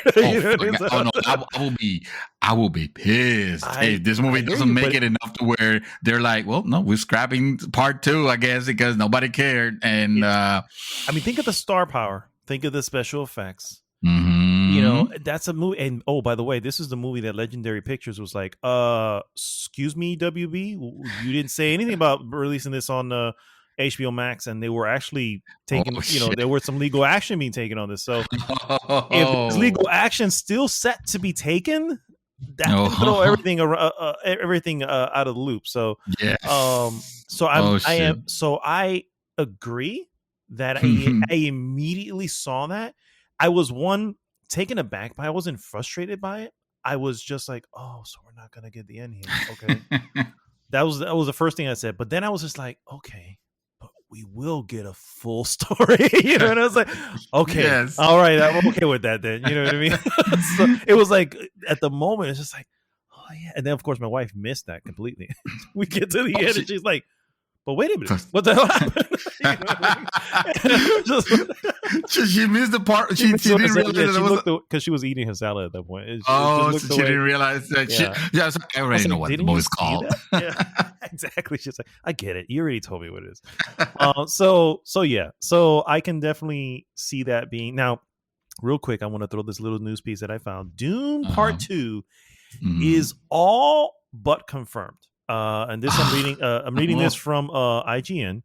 It's Dune Part 2 is almost certainly in the cards. That Warner Brothers teases that the upcoming Dune sequel is bound to happen. And Sarnoff of Warner Media, CEO of studios and network, hinted to Deadline that despite not being yet greenlit, Dune Part 2 is on its way. We will I don't like that. Yeah, I know. Not greenlit. How are you not greenlit the second part of the thing you already did? Like, what is there to greenlit? You greenlit the whole thing or none of it? That's what I'm saying. Quote: We will have a. Will we have a? This is quote. We have a sequel to Doom. If you watch the movie and see how it ends, I think you pretty much know the answer to that. End quote. Dune, which opened as you mentioned on Wednesday. In theaters, by the way, it is also available in theaters, and is based, of course, upon the book. The film even opens with a title card reading Dune Part 1, making it obvious that there's more story to tell. It seems that it's only a matter of time until Part 2 is officially confirmed, and director Denis Villeneuve recently told IGN that he's ready to start filming Dune Part 2, quote, as soon as possible. I would be... No, they're not even named that. Yeah. Oh, boy. Yeah. I would be took a turn suddenly. You see my concern. It's like, that's why I'm like, I want to go to the theater. I want to get the money. I want to be part of the, I want to part 2. Yeah. You'd be like, listen, I'll bankroll this. So Gigi will bankroll Dune 2. So Dune is already off to a promising start, by the way, with a 36 million international opening. If Warner Brothers is waiting to see how the film performs before greenlighting Dune Part 2, this certainly looks promising. And with Dune opening what happened in North America, Likely won't be long before it is official. I feel like we're gonna get past the weekend, see what the weekend take is, and Yes, then go from there. I was thinking that. Yeah. And so we shall see. So anyway, I just want to throw that little news bit in there to kind of Ooh, help. you didn't throw a little bit of news. You threw a mega bomb in there because I was not aware at all that this was not greenlit just yet. That they were like, even though I should have, because the whole movie almost felt like an experiment, like a very expensive experiment, but one nonetheless. And I remember telling my wife that after when we were discussing in our after movie discussion, because we both liked it. We both liked where things were going, and hell, even even the way things ended, it was still interesting on wanting to know more. Now, I'm going to be honest with you. This is I'm not like riveting like, oh my God, this is one of the best movies that I have watched. No, unfortunately, it didn't grab me like that. I liked it. I liked it enough to want to see more, but I'm not like waiting for like the Lord isn't enough to make me go like, oh shit, I want to like consume every type of product that has to do with it. That has to do with this. Yeah, exactly. And that's worrisome because that means that I'm not in the camp that will. I mean, I want to see the sequel, obviously, but I'm probably not like super marketable. I'm probably not gonna be the person, buying the merchandise and buying the movie when it comes out on video or something like that. It's more of a, I'm glad I saw it because now I know exactly, I know what Dune is about, and I need to see how this ends because, I mean, to be real, it kind of didn't, You think? Yeah, I hear you. And yet it's not. Well, the reason why it doesn't bother me too much is because it's not like on other movies that you tend to like, where this non-ending is the ending. Obviously, this is not the ending. So obviously, this is not the ending. Yeah. So it's very clear that movie's not trying to disguise it as, well, this is, it's not trying to do that. Yeah. So no, for sure. This is definitely not the intent there. Right. I, on the other hand, am very excited. I've actually watched this movie already twice. Since it came out, and a couple of days ago, and I'm already going, how do I go to the theater? I'm going to figure this out, how to get to the theater to watch this thing again. I even told my wife that. She's like, really? I was like, yeah. For a guy that is so like possessive of his time and the way he spends it, you kind of play very cavalier with sometimes with 2.5 hours. I mean, that's when it's something that's that 5 hours if you watch it twice, and 7 and 8 and okay, yeah. For me, I'm looking at it going, I do like again, I walked away from the 1984 one. By the way, from now on, we're gonna just speak spoilers. So if you're still listening and you're waiting for that spoiler warning, the real one, here it is. Here it is. On. I'm gonna be as open as I can be. But the watching the 1984 one, I didn't hate it, and I still understood what they were trying to do, and so I was like, okay, I guess I see what it is. And then again, it's attached to Denis Villeneuve, which is one of my favorite directors, and I'm like, this guy's a visual artist when it comes to he loves practicality. They filmed in Jordan because they did we're going to be in a desert. We're going to be in a desert. Desert, real, yeah. All those things that you're seeing are sets. You look at the palace and everything, the internal, those are sets that were built. These are all real things. You know what I mean? And it's just not CG. Yeah. Yeah. And so, I mean, it does use obviously CG because you have to. There's a lot of CG moments there, but whenever you can, it's going to be practical, and I love that. And on top of that, to me, I really did enjoy the movie. Again, so much so I sat back and watched it. I was like, I want to see what I may have missed. Not that I felt like I was missing anything. I wanted to watch it again just to kind of bring it fresh into my mind, and I really did. But yeah, I mean, I knew from the moment. I mean, I was looking at the time, and I was like, so we've seen Zendaya, but only in dreams. We actually haven't seen her in real life yet. Yeah. Yep. And it was like literally in the last half hour. It's already 2 hours in. The last hour of the film is when we finally see her, and you're like, okay, so clearly we're at the end, and so she's DLC. Yeah, I really did. I love the world building behind it. I felt like this was a Game of Thrones in space. It was very political because it was setting up a lot of stuff. You had your betrayal, you know what I'm saying, which they kind of already knew was coming because they kept saying, it's like, why do you think about it for a second? Setting us up to fail. Correct. Yeah. Why would they take away this from them, making them immediately our enemy? You know what I mean? And give it to us $1 billion solar or whatever money they use business. And and obviously they're frustrated by it, and obviously it was all set up. And I really like. I would tell you one thing: the Baron, in the original, oh my god, I'm glad that this one was much more fearsome. The Baron is the big floating guy, right? And this one's much more. He floated? I didn't even realize that he floated. Yeah, you didn't see he was floating? I mean, I saw him where he got to the ceiling like a cat, but I didn't know that he was literally that he was a floating dude. He was floating. Yeah. But the funny thing, he could barely stand up. If it looked like almost he doesn't like need to. Oh, yeah, float, true. Yeah, that's true. And he's in the 1984 one, and he's just it. I think it's more. He's Jabba the Hutt. He's a big fat dude, but he's got like boils on his face, and he's laughing, and he's just more maniacal and comic like. You know what I mean? Yeah. And while here, I mean, they played him up pretty well here. He was obviously evil. So I did like some of the looks of those things. I don't know, bro. I really dug. And everybody brought their fucking A game.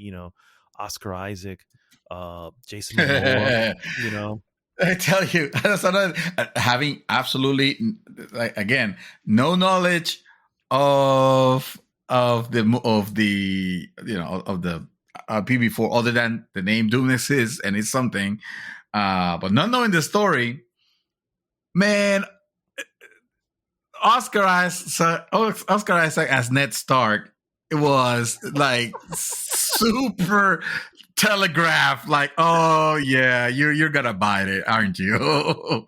It was so obvious that I think it was the moment. You know what? The moment that he's having that talk with his son, that's the moment I turned to my wife and said, "Yeah, I don't think he's gonna live." Yeah, it does. It does. I mean, but again, remember 1965 book, so it's telegraph all the time now. But back then, it's But back then it was something. Yeah. You wouldn't have expected it. Yeah. But yeah, it's with all his nobility and stuff like that. It's like you could tell like this movie's going somewhere. When he says we're not. He's the hell with the spice. Get the man. I was like, this dude is really what's a poor thing he has to go. Yeah, but he's really he's the leader that everyone on that planet wants. They just don't know they want him, but you know what I mean, because they're just assuming it's going to be another whatever. But that's what cemented the fact that a couple of scenes more and it's gonna happen. Again, Ned Stark. That's exactly what it was. The only question mark I do have is because rule of thumb, if you don't see a body, the person's not dead, right? True. And Gurney is one where we didn't see him die. We saw him fighting, but we didn't see him die. So I'm pretty sure Brolin will be back. Obviously Javier Bardem, we saw him at the end. he'll be back. Zendaya hopefully has a much bigger fucking role. Oh, it's fucking better. I watched this movie. I was promised more Zendaya. I didn't get enough Zendaya, so this is not. You're not holding up to the end of the your end of the bargain. Yeah, for sure. So overall, I really did enjoy this. We have our mouthful things. So I don't know if you want to just go down the list now. Well, hold on. Let me pull it up because I wanted to bring some points, but they might actually be something that we can discuss while we're bringing the points. What the hell did I put it now? I sent it to you on the. I know you did. Here we go. Okay, so I started writing on it. Okay, so it doesn't have a part to talk about this. So I do want to talk about this part before we jump into it, and that is that the music, the soundtrack, the actual scores used. It was fucking brilliant. Yeah. I absolutely love those times where the music seems to get distorted a little bit. Mm-hmm. It was fantastic. It was fantastic. Okay, we'll go into the 1, 2, 3, 4, 5, 6 little.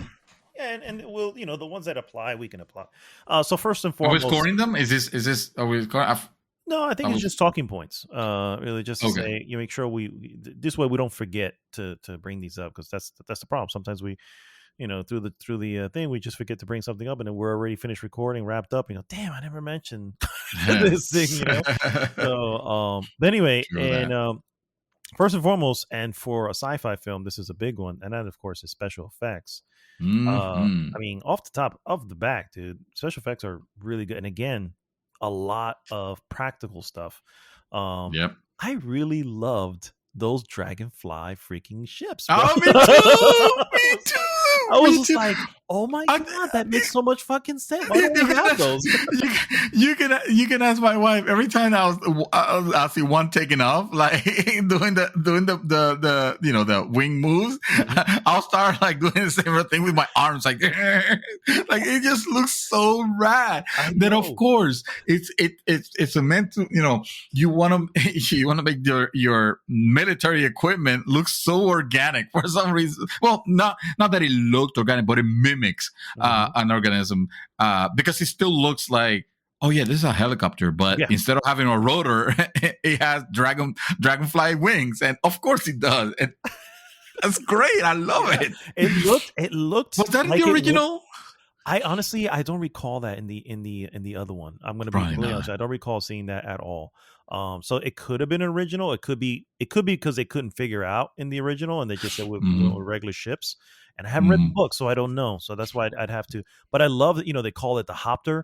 You know what I mean? And it's like, so it's, of course, that just makes sense. Helicopter that looks like a yeah. And so man, when those things took off, it felt like it felt very military. You know what I mean? I was just like, and it sounds great. Yeah. It sounds great too. That's why I was saying, like, we missed the opportunity to see this on a very good soundstage to get because the movie, the greatness of the movie, like, I will say a very good portion of it is the sounds. Yeah. Sound design and this is true to a lot of Denis Villeneuve's films, by the way.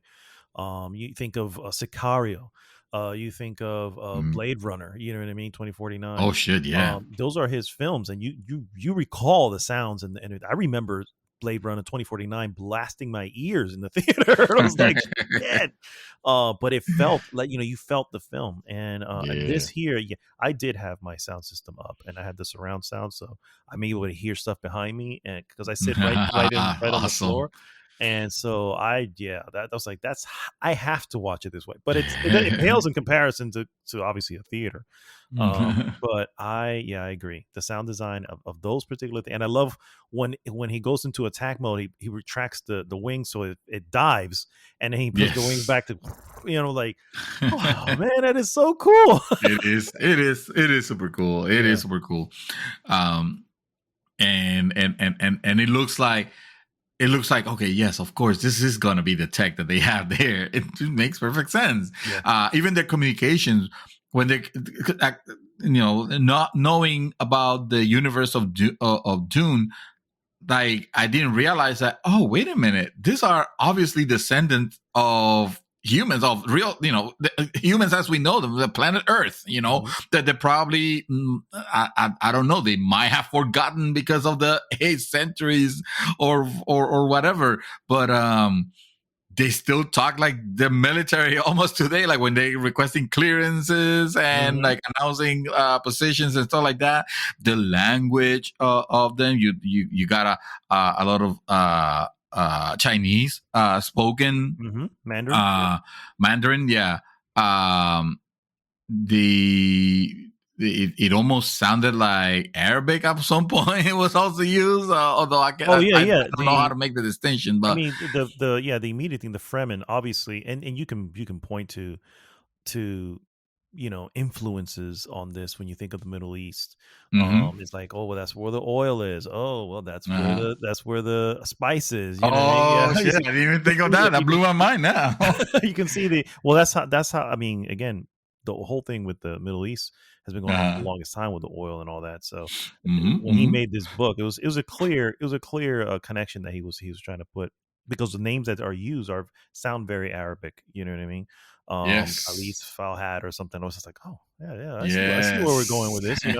And See what so you're trying to pull, dude. yeah, I see. you can't fool me. You can't Uh, fool me. Yes.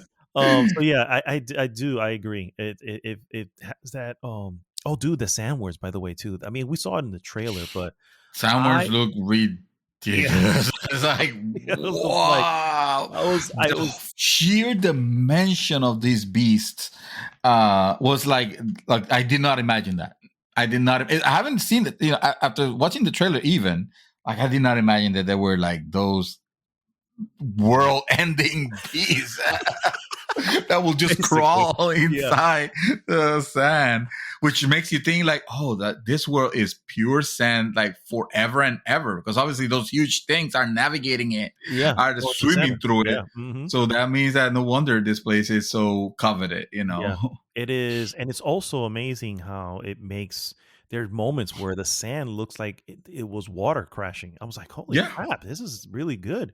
yeah. But not to mention the the way it looks very different from the original. The original had that like three lip thing almost. It almost looked like Seymour from I don't know if you remember Seymour, but See more from from I Little Shop of remember Horrors. from Yeah, the yeah. Upper Shop on Yeah, Horrors. Yeah, I was gonna say that's how the yes. front of the of the sandworm looks like in the 1984 one. But this one looked obviously very different. But I loved when they got close and the sand was vibrating so heavily, people literally start sinking. It's like, holy Yes. shit.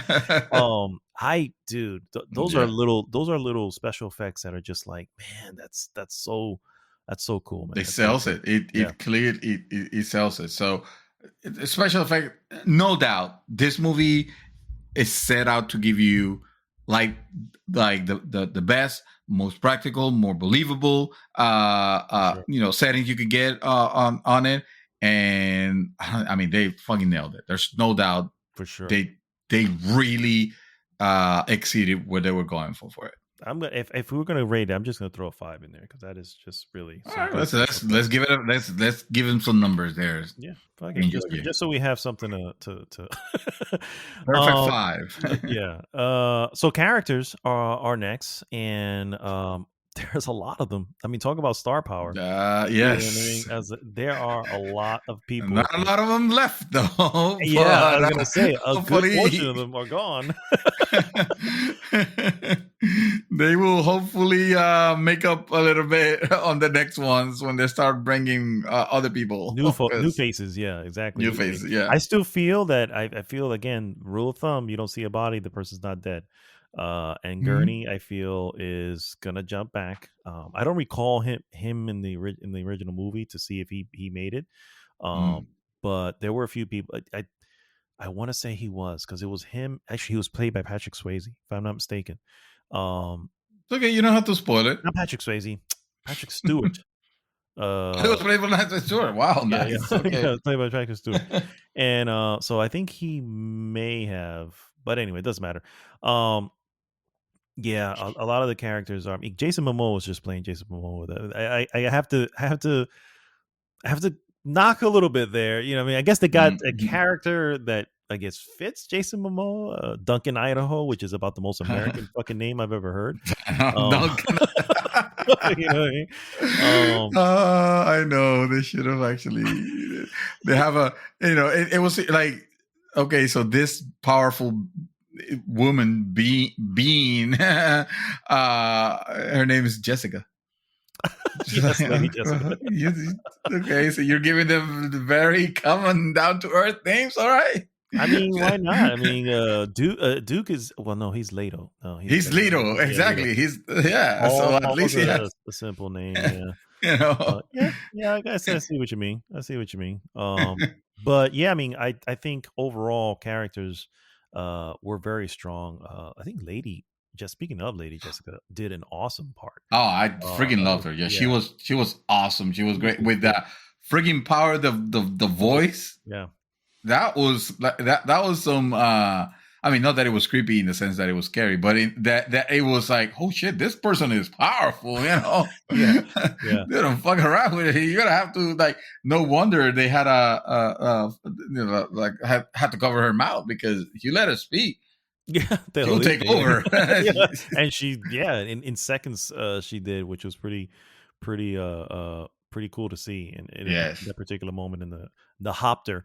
Yeah, man, I think everybody nailed it. I don't think there was a weak link, except for, again, to a lesser extent, Jason Momoa, because it really just felt like it was Jason Momoa. I mean, when is Jason Momoa not gonna be Jason Momoa? I know, that's what I'm saying. It's like, that's why they got him. When he was freaking what's his name on Drago? Drago, exactly. When he was called Drago, I believe he was the least Jason Momoa. So yeah, that's what I'm saying. So I figured there's no way to make him different. That. Oh, you were hoping that it was going to? Yeah, I guess. I mean, it's literally it's about the most nitpick of nitpicks. I mean, I'm just saying, of everyone, I feel like he, it's just kind of, Dave Bautista probably too. I think. Dave Bautista didn't do much either. Yeah, I feel like we didn't see a lot of him. Yeah, he's still alive, so it's not like he's not there. Yeah, and I think the last order, if I remember correctly, was kill. Because he said, "What about the Fremen?" He was kill them all. And the dude lies back into the black sludge that's healing him. And I'm like, that's not back to tanks don't exist here for sure. No, that's mud tank, if anything, or tar, if anything. Some weird shit, but yeah, or weird shit, exactly. Nailed it. So yeah, I think characters good. I'm gonna go with a 4 or 5 here on the characters. Yeah, I can't. You're right on that one also, because there were some, again, seeing, even Oscar Isaac delivering like stellar performance on it. I thought it was great. Yeah. And you're right in the sense that it's a movie of its time. Of course, it's going to have some tropey things, and I think he did very well for what ended up being his. Huh? Yeah, I was gonna say it was still kind of scary when the whole thing went down, and then he gets shot in the back by that little needle, and I'm like, yeah, what is happening? And then the tooth thing, and I was like, oh, that was kind of a cool way to take everybody down. It took everybody except for the actual target. Well, yeah, exactly. Ended up like fucking on the ceiling. I thought he was like a cat, and I thought he just got, he just jumped or something. I didn't know that he floated. I didn't catch that. What do you think of the suits, the shield suits? That they have. Oh yeah. So they have so that's a little silly, but again, within the whole lore and aspect of it and setting, it was fitting. Of course, one of the things you wonder is like, why don't soldiers have some sort of protection so they don't get like massacred with just like regular ballistics, and yeah, it treats them well. It makes the fight kind of pointless and silly, but it's still cool. It's still a cool aspect of it. So I'm not gonna knock it down for that. I think I like them. They're basically wearing shields on themselves. Invisible shields. Kind of invisible shield, kind of like the Master Chief will be wearing when he's like fighting the Covenant. So it was kind of, and they're not infallible. I mean, they break down. Like you can see when that shot, when the enemy shot that needle thingy, that dart, that needle dart thingy, you could tell that he hit a spot where Oscar Isaac couldn't, or Leto, or Duke Leto could not reach, to try to avoid, maybe he should have actually, like, I don't know, slammed his back on the side or something, or I don't know. But maybe that would have made it work. Or maybe in his desperation, he just didn't know. But it was a shot. It was a meaningful shot. It was a shot with a purpose. Yeah.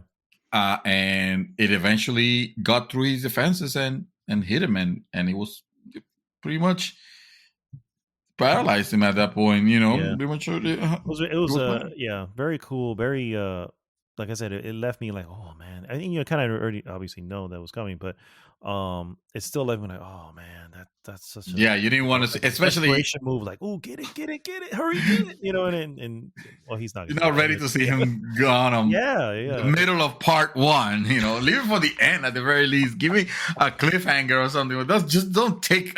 You don't take Oscar Isaac just like that and just throw him like he's some sort of a bag of dirt. For sure, you don't do the guy that. Come on, respect people. So the next categories are story. Obviously, overall, this is one of those, I'm gonna give it to be the one, and he's obviously that's been done many a time since. I mean, hell, that's the plot of most JRPGs, but it's still cool to see the how it came up with Lady Atreides raising him, teaching him stuff that apparently she wasn't supposed to, but she was trying to make that particular prophecy, because there's that lingering thing with all the mothers. What are they called? I forgot what they're called. The sisters of the sighting eye. I don't know.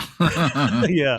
And but I think overall it's like, I mean, the story, it doesn't automatically make him the one, you know what I mean? Which I never liked that. I mean, think back to Force Awakens, where it's like, how did she suddenly just start wielding a lightsaber out of the way?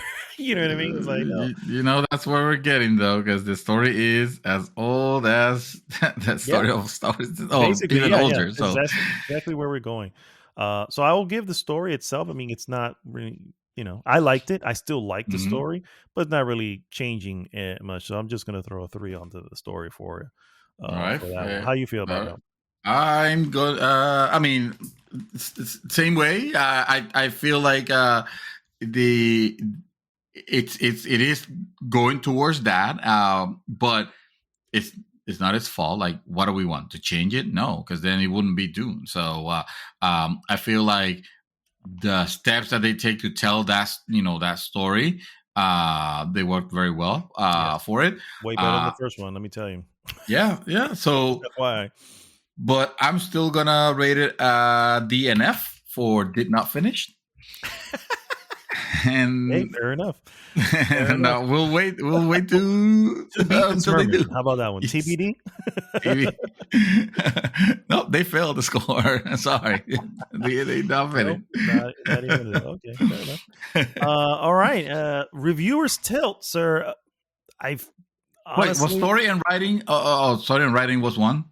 Because I have writing here. Did I delete it? I think I deleted it by accident. Oh shit! You're right. I have 5 categories. I only have 6 categories. Go ahead, sir. Writing. Okay. So right. I mean, it could go with the story unless. Well, I guess story will be like plot and writing will be like execution of it. And I mean, let's be real. The execution of it, it's still very well done. It's still masterful. Because even though, yes, there was a lot of setting because it's a vast world that needs to be explained. I I did not feel like any part. There's a way to fuck that up, and many movies and games have done that. Like the This one, dump that the happens at exposition, the exactly. Yeah. Well, yeah, on the original one, yeah, like giving you that. On this one, not knowing anything about it, I feel like I was entertained. Still, I was still in it. I was still getting everything, getting the relationship. The father, the son, the friend, the Lady Jessica, who again, the performance was awesome as well. Really, really enjoyed her. So everything, the execution of it, every line that was delivered, it felt meaningful. Like nothing felt just wasted like it will be hard to cut anything out, because what part would you cut that you could tell I agree. Meaningless. It didn't have that. It's not like when we watch, say, for example, the one that got a director's cut recently. You're talking about Justice League. Yeah, Justice League, the first one, where there's so many parts where it could have been, and of course they ended up doing just that. But there's so many parts that it's like, this was not necessary. This is pointless. This is over here. It'll be. I mean, I will have to rewatch to find them, but if it didn't struck me at first time, I think that's a win. I think that one of the best ways it was delivering the information was it was doing so within the film. You have those quick little moments. They're maybe 30 seconds long, where he's listening to an audio recording and he's kind of learning about the planet, and so are we as the viewer. You know what I mean? So it's answering. It tells you about the sandworms, tells you about the people, tells you about the sand walk that they do. Happens really quick. It doesn't take you out of the story to tell these. It's just this quick moment, and right when he's learning the sandwalk is right when he gets attacked by that little beetle that came in through the wall and all that. So the story was still going, and it happened really quick, and it answered those questions. You know what I mean? And I think that was a really good way of delivering that.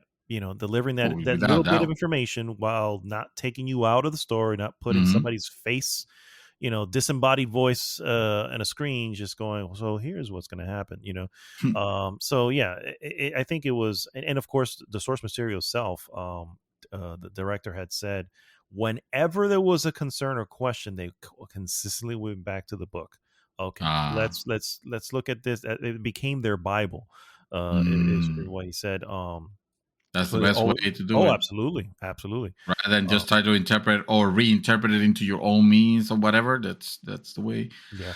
That's why Game of Thrones should have waited and not release any more seasons after the season that finished with the books. Yeah, I agree. Okay, correct me.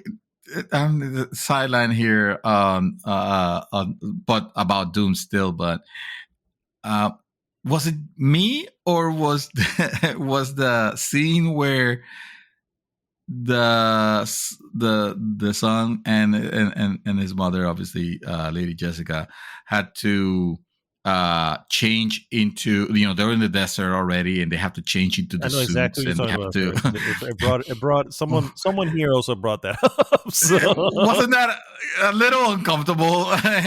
Even though obviously there's no scene, there's no nudity obviously or anything like that happening, but just like some of the looks were like, what does that mean? So I guess it's important to know that they're not wearing any clothes underneath those suits. So clearly what was about to happen is we have to get naked.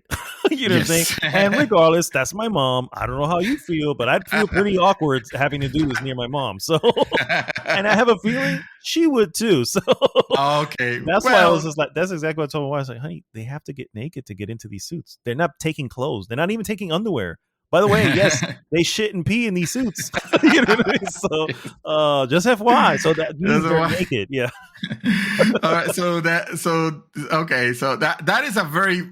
I'm so glad that I asked, because that's a even better interpretation that the one that your wife and I probably had at the same time, which felt a little Freudian.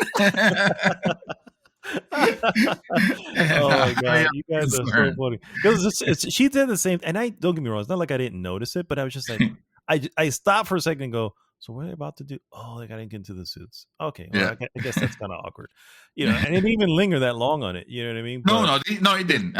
It was just that. It was just. That's why the looks, the eye looks, right? Yeah. It's funny because my wife didn't say it the first time. She said when we watched it the second time today, she was like, "Why is she looking at him like that?" I was hysterical. And I was just like, "What is alluding to? Yeah, what is he trying to? Is there something happening?" It's like, honey, she's about to get naked in front of her son. That's that will give anybody pause. You know what I mean? So, he got to look. Also, it was not just her looking; it was him looking. I mean, it was him not peeking, but I think he was. It felt like he was already on his way to take. He could take off his shirt. He was already kind of on his way. And he was giving her space, which is why he turned around and faced the other way. That's his mom. So I think for him, it really wasn't that big. It was more for her. It was more awkward, maybe. Yeah. But it's cool because that's the beauty of the actress, Rebecca Ferguson, where it's like she delivers this quick little thing, and you just get it and move. And she's really good, by the way. In the film. So I'm just gonna throw a 4.5 here for the writing. Overall, loved it. Think it was really great. And I'm gonna give it a 5 just because. I don't see any way to improve it. I mean, then again, that would just be. I probably agree with that. So maybe I'll change mine to a 5 too, because I did 4.5 because I just didn't want to go all the way to 5, but that's not really fair. Because if there's nothing wrong with it, then why is it not a 5? So exactly. Yeah, I agree. So yeah, final 2 serve reviewers tilt. My tilt is going all the way up as far as I'm concerned. It's like the first 6 that we yeah, it's like we have a 5-point scale or 9-point scale, I guess it is, but 5.0 is the top, but I may actually give this a 6 because you're in it. You're absolutely this is the movie of the year. Don't get me wrong, I'm not saying it's perfect because it's not perfect. It does. I mean, we're rating his first so far. I do love it. I really, really do, bro. I can't.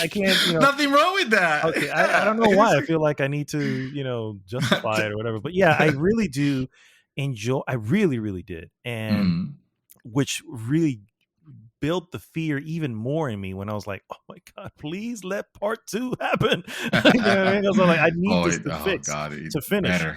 Yes. And so I really, really, I enjoyed so many parts of this movie. Funny thing is, I knew I would enjoy it, because of I just love everything that the director brings to it and how he portrays stuff. Even the scene with the woman, he puts the hand in the box. That whole scene was just like designed in a certain way in a library, and it's just like, oh my god, this is just so good the way it's all done. And so yeah, the tilt on me is just like at this point I gave the story a 3, but I was just like, I feel like that's me going, well, it can't all be perfect, right? You know what I mean? So, but the reality is, I can care less. I'm still gonna say I really. I gave story a DNF. A DNF is technically a 0, so I'm definitely not giving it. I mean, I'm trying to make up the reviewers tilt here, but I also. That DNF is symbolic because I can't say the story is a 0 because the story gave me entertaining. It was good and all that. It's more of a, well, you didn't tell me the whole story. Yeah, now I'm gonna have to wait for a part 2, which may or may not happen. So that's the part where I was it's scary. It's scary. That's what I'm trying to say. That's why I'm remedial. I want to. I literally think I'm going to go to the theater probably in the next week or so. Just to. Well, let me know. Yeah, I'm just so I said. You know what? I was part of the team that tried to get that going. Otherwise, it's gonna feel like another Firefly cancellation all over again. Oh my god, for sure. And I don't need that, bro. And don't get me wrong, there have been films who have, like needed that were planned to have more, and it never did. You know what I mean? It's like it did that bad. Now, to be fair, those movies not only did money bad, they were not good at the top of the year. So I guess that's the one thing here. I'm like, he made something special, and it's you can clearly see that he loves this franchise, and the love shows on the screen. You know what I mean? And that's those things where it's like when you have that perfect combination, it's like that's rare, and yeah. Fun factor, it's an interesting one. I don't get the score? Huh? Reviewers tilt? Oh, I don't know. Yeah. You don't know? Oh, we're gonna put here I'm gonna put a 10 plus. Nope. My review plus still our 5-point scale. It's gonna be a solid 4.0. So I'm not giving any more than that. And the reason for that is because, like I said, the movie was great, but it's not making me like jump on it to see. I mean, for a next one, absolutely, you better. But it's because it's more of otherwise I feel like you're wasting my time. Then. Yeah, because I don't like unfinished business. I would definitely want you to see it again, because it's one of those things that now that you know the main stuff that's happening, when you watch it again, you it's the little things you start noticing, and how just the dedication that he put behind getting all the little I didn't feel like I didn't feel like I was left with questions as far as that. Like wanting to do a rewatch, it will be more a labor of wanting to see it because I loved it more than but I'm just left with so many questions, because it seems like at the bottom of it all, it was a very simple story. And I like that. I was okay with that. It didn't try to overcomplicate things with like I don't know, subplots within subplots or Inception level shit. Like it didn't try to do. It was not a. What's this guy's name? Oh, the guy. Yeah, it was not a Chris Nolan movie. Exactly. No. And it never. Yeah, and yeah. It's. I'm not saying that. I'm saying this is the typical Star Wars story, almost. Similar to like rewatching Sicario, which I've done a bunch of times. Rewatching Arrival, which I've done a bunch of times. It's like there's just new stuff and new ways of looking at it, and just these little bits that I don't know, that I can always go back to appreciate, and each time I do, it feels better. Fun fact, 1984 movie starts off with showing you the Emperor, which we haven't even seen yet, by the way, in this film, and showing the Emperor and the plan being laid out to remove one house from the spice and put in another house. I just hope, and I really will not really will dislike, but it'll be kind of like I'm tired of the bad guy just looking obviously bad. Make him good. Make it good. Make it look, I don't know, stylish or something. Don't make it into like an obese, disfigured, like wrinkle filled, boil filled, or anything like that. Like that has been done every time it shows. Man. It's in the cards. I know. I really, I just wish it didn't. That was the reason why I put the 3. By the way, so obvious when movies make the bad guy look demonic. It's like, okay, yeah, that's done. Yeah, that's how the Baron is. Yeah, you know what I mean. I would say one thing. I don't think that the Emperor was. He was obviously the one who set everything up, but he wasn't. He was doing it, for his own reasons as well. You know what I mean? But you can make him look majestic and regal, and and maybe a touch, and he could be a dick or anything like that, but. Just don't make the typical monster thing that is like. That's what I mean. Yeah, I don't think that. Again, going just based on the original film. That's what I mean. He just looked like an older guy. Yes, look at the Emperor on Star Wars. What was he? Old, shriveled, dark hooded thing. It's so obvious that you're the evil guy. You know, we get it. You know, not all evil needs to look evil. I mean, look at fucking Satan. As Satan, they always portray it as fucking like Satan is a beautiful angel, the most beautiful of the angels, you know, and life feeling whatever. So it's almost I'm bringing religion. My bad, I didn't mean to, but I mean, there's a prophecy here too. So that is a more interesting take.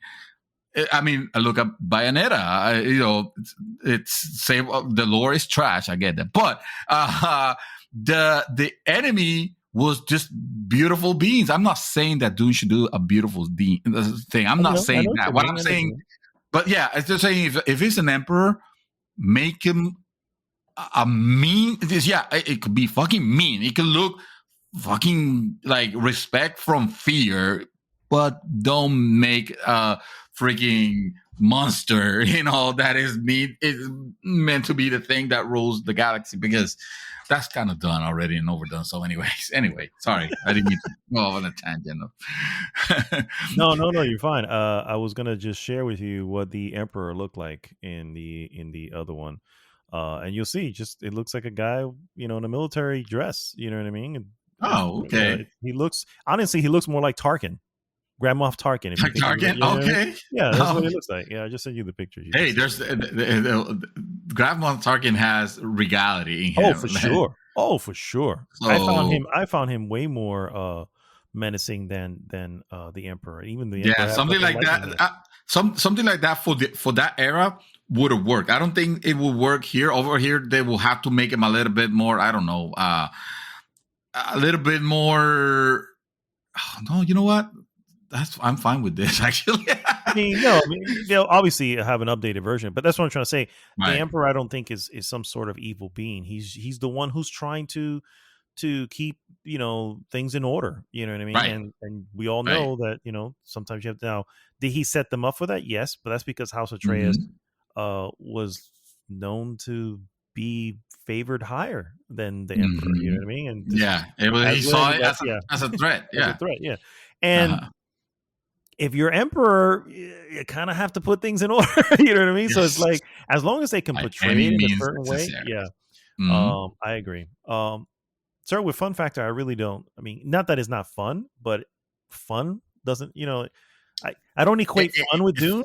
You know what I mean? No, I don't equate fun with the way you're seeing fun too. Because to me, this movie was very fun in the sense of the whole thing was entertaining. I wasn't. I put fun with entertainment rather than more than with comedic value. Like the fun. Okay, I got you. So yeah. Like this was a wild like Uncharted, ride. For instance, the movie it's like that looks like it was going to be fun, not because it's funny, but it looks like it's going to be a lot of fun. Here, it was kind of harsh to see his family essentially get snuffed out. His people get snuffed out. You know what I mean? I was like.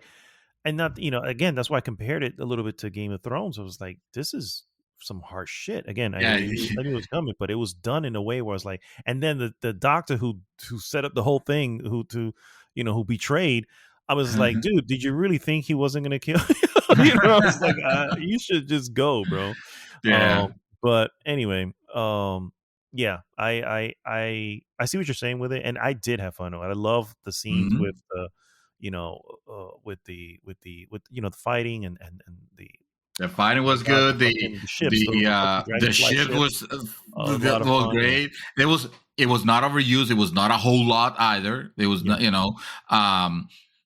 They didn't Arkham Knight it. I know what you mean. Yeah. No, exactly. I do want to see a little bit more, or it'll be nice to. Maybe it's not necessary. Maybe it's just me and my Star Wars-ness. But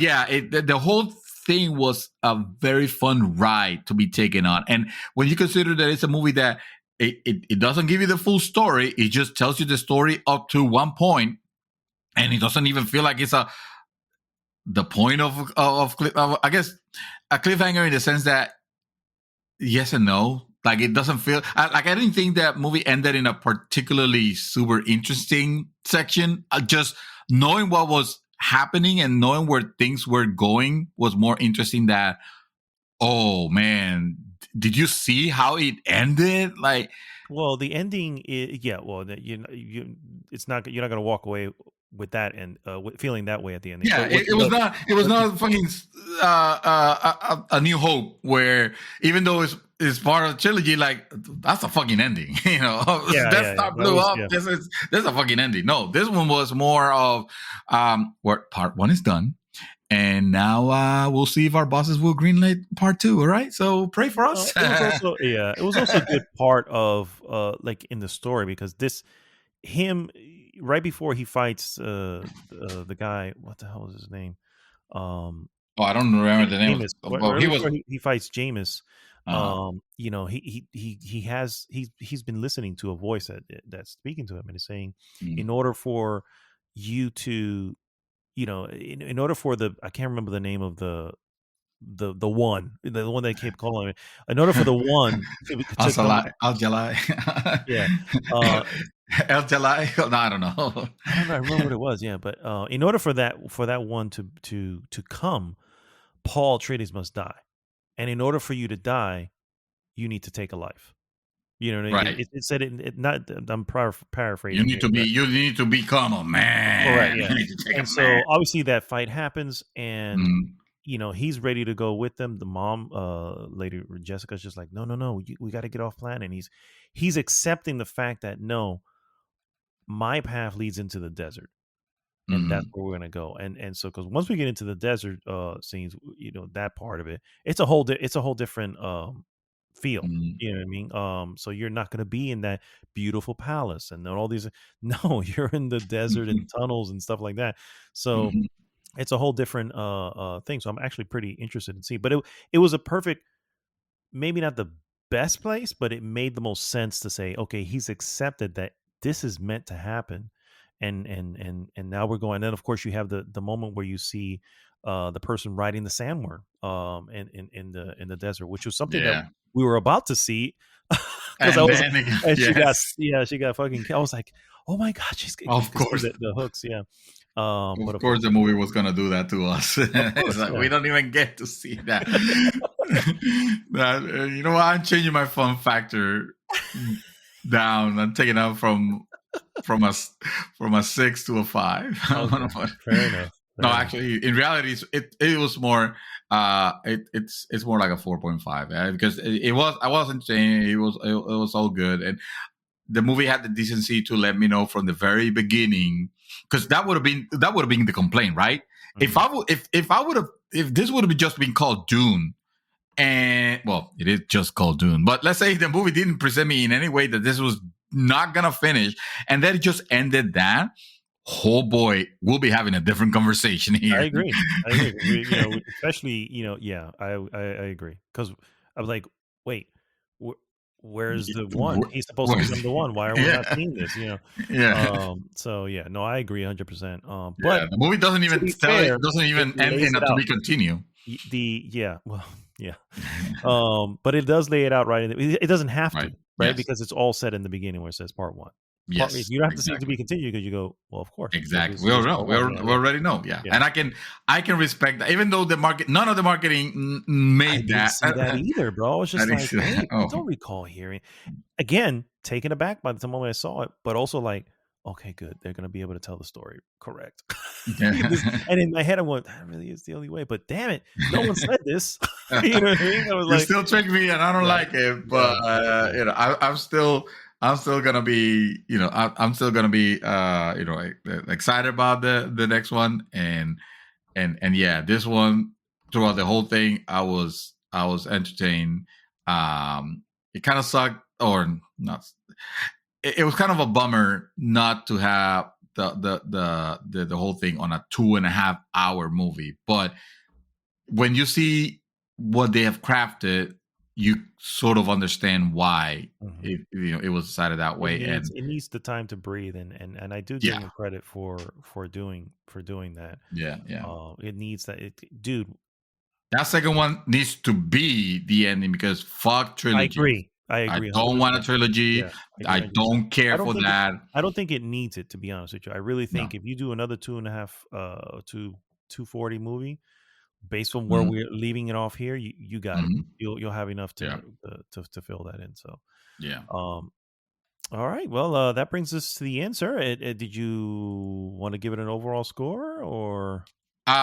This movie, I mean, this movie is really great. I have to say, this movie, I suddenly have the feel to give it an outstanding, but when I take into things, like I can't necessarily find a realistic flaw, and you will wonder, well, then why is it not a 5? But the reason it's not a 5 is because because it's not complete. It's not complete, and you kind of tricked me onto that one, and I feel like that might affect other people's decision. We don't even know for a fact that a second one it's happening. You know, I know that's what we're hoping, but now it depends on how this one did, and I don't like that model. I don't like that model. So, but you know, and that's it. And also, even with all the greatness, that the movie doesn't necessarily do anything to me to research more and look into more, or be excited about this setting, and what, like the way that Star Wars used to do, right? Star Wars used to like give you imagination. It made me want to consume more. Like I want media on this, like of all types. I want books, I want expanded universe, I want Marvel did the same thing. It's like I want, you know, give me all these things. And I don't know about this one. It's great sci-fi, but it's not throwing me towards that, you know, like I don't even care to have a game on it. It would be cool if they were to make a really cool one on that, but you know that they wouldn't. Unless they re-release that RTS and they remake it, and I'll be down for that. But I think they did that already. And finally, it's the movie tries to give a very mature story, even though it's still the typical Rise of the One story that we have gotten. Mm-hmm. I feel like. And this is, I realize what this has to be like that, and I'm not saying that it needs to be changed. I'm saying that I wish it wasn't so, and it's the fact that it's a PG-13 movie. Yeah, they're gonna tone a lot of shit down. I was a little disappointed at that. I'm not gonna lie, but yeah, I also understand. Yeah, I saw this movie will be destroyed if it had an R rating. I don't think it would survive. Yeah, but I will say I don't think it pulled punches.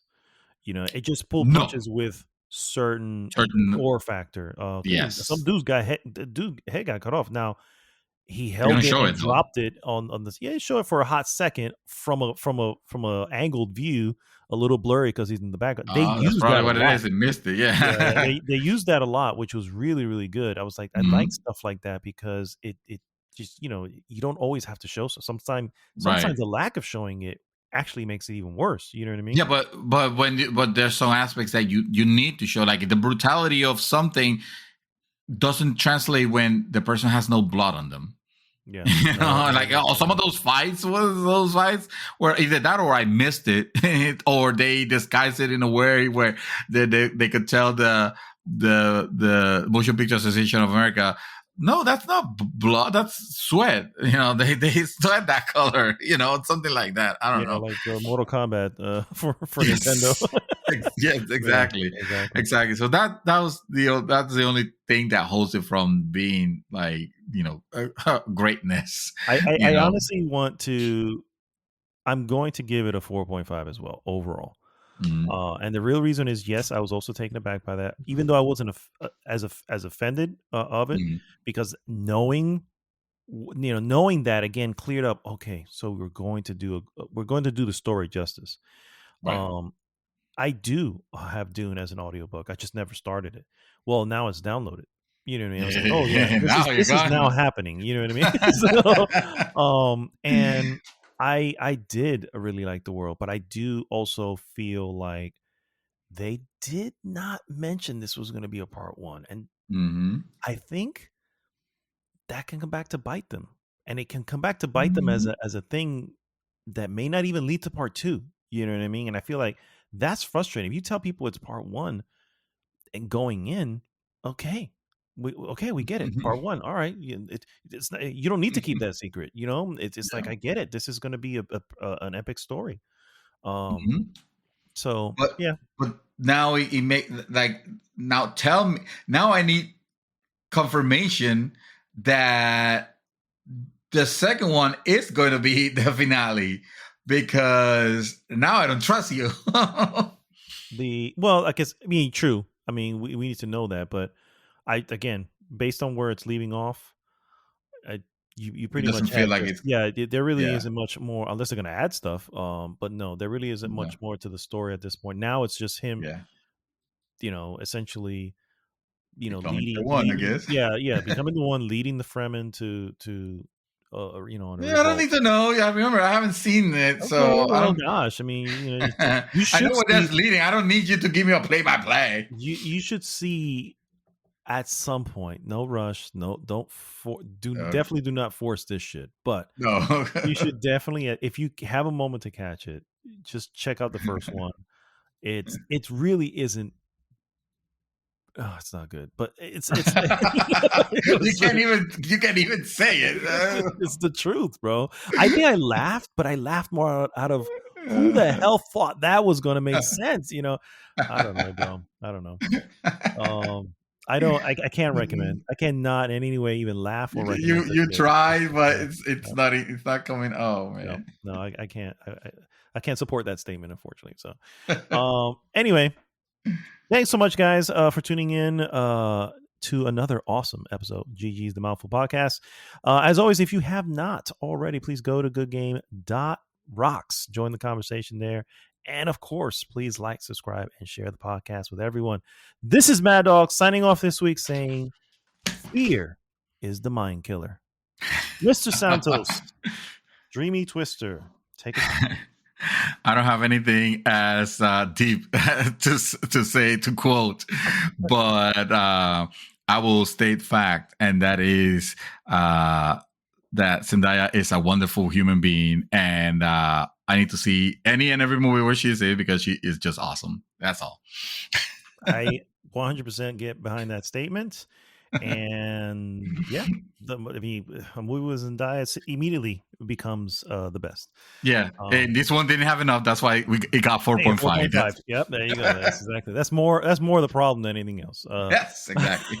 I got to tell you though, real quick, I was like halfway through. I was like, but wait, we're not even going to see her. Is she only in the dreams? Is that what's happening? And then the moment he went into the was in the desert and going to and he was on the rocks, and then you saw the Fremen, I'm like, oh, now he was okay. Now this is where this is where we finally otherwise she's just a memory, a dream. Yeah, exactly. A wet dream. We all know that's what it is. Oh God. Well, they're in the desert, so it might be a dry dream. Maybe. But you have those suits, so all's good. All's good. Hailing again for that moment with the mother and son, seeing each other naked, getting dressed, kind of it's a little weird again. It's all getting tabooish. No, thank you. All right, guys. We'll see you next week. GG!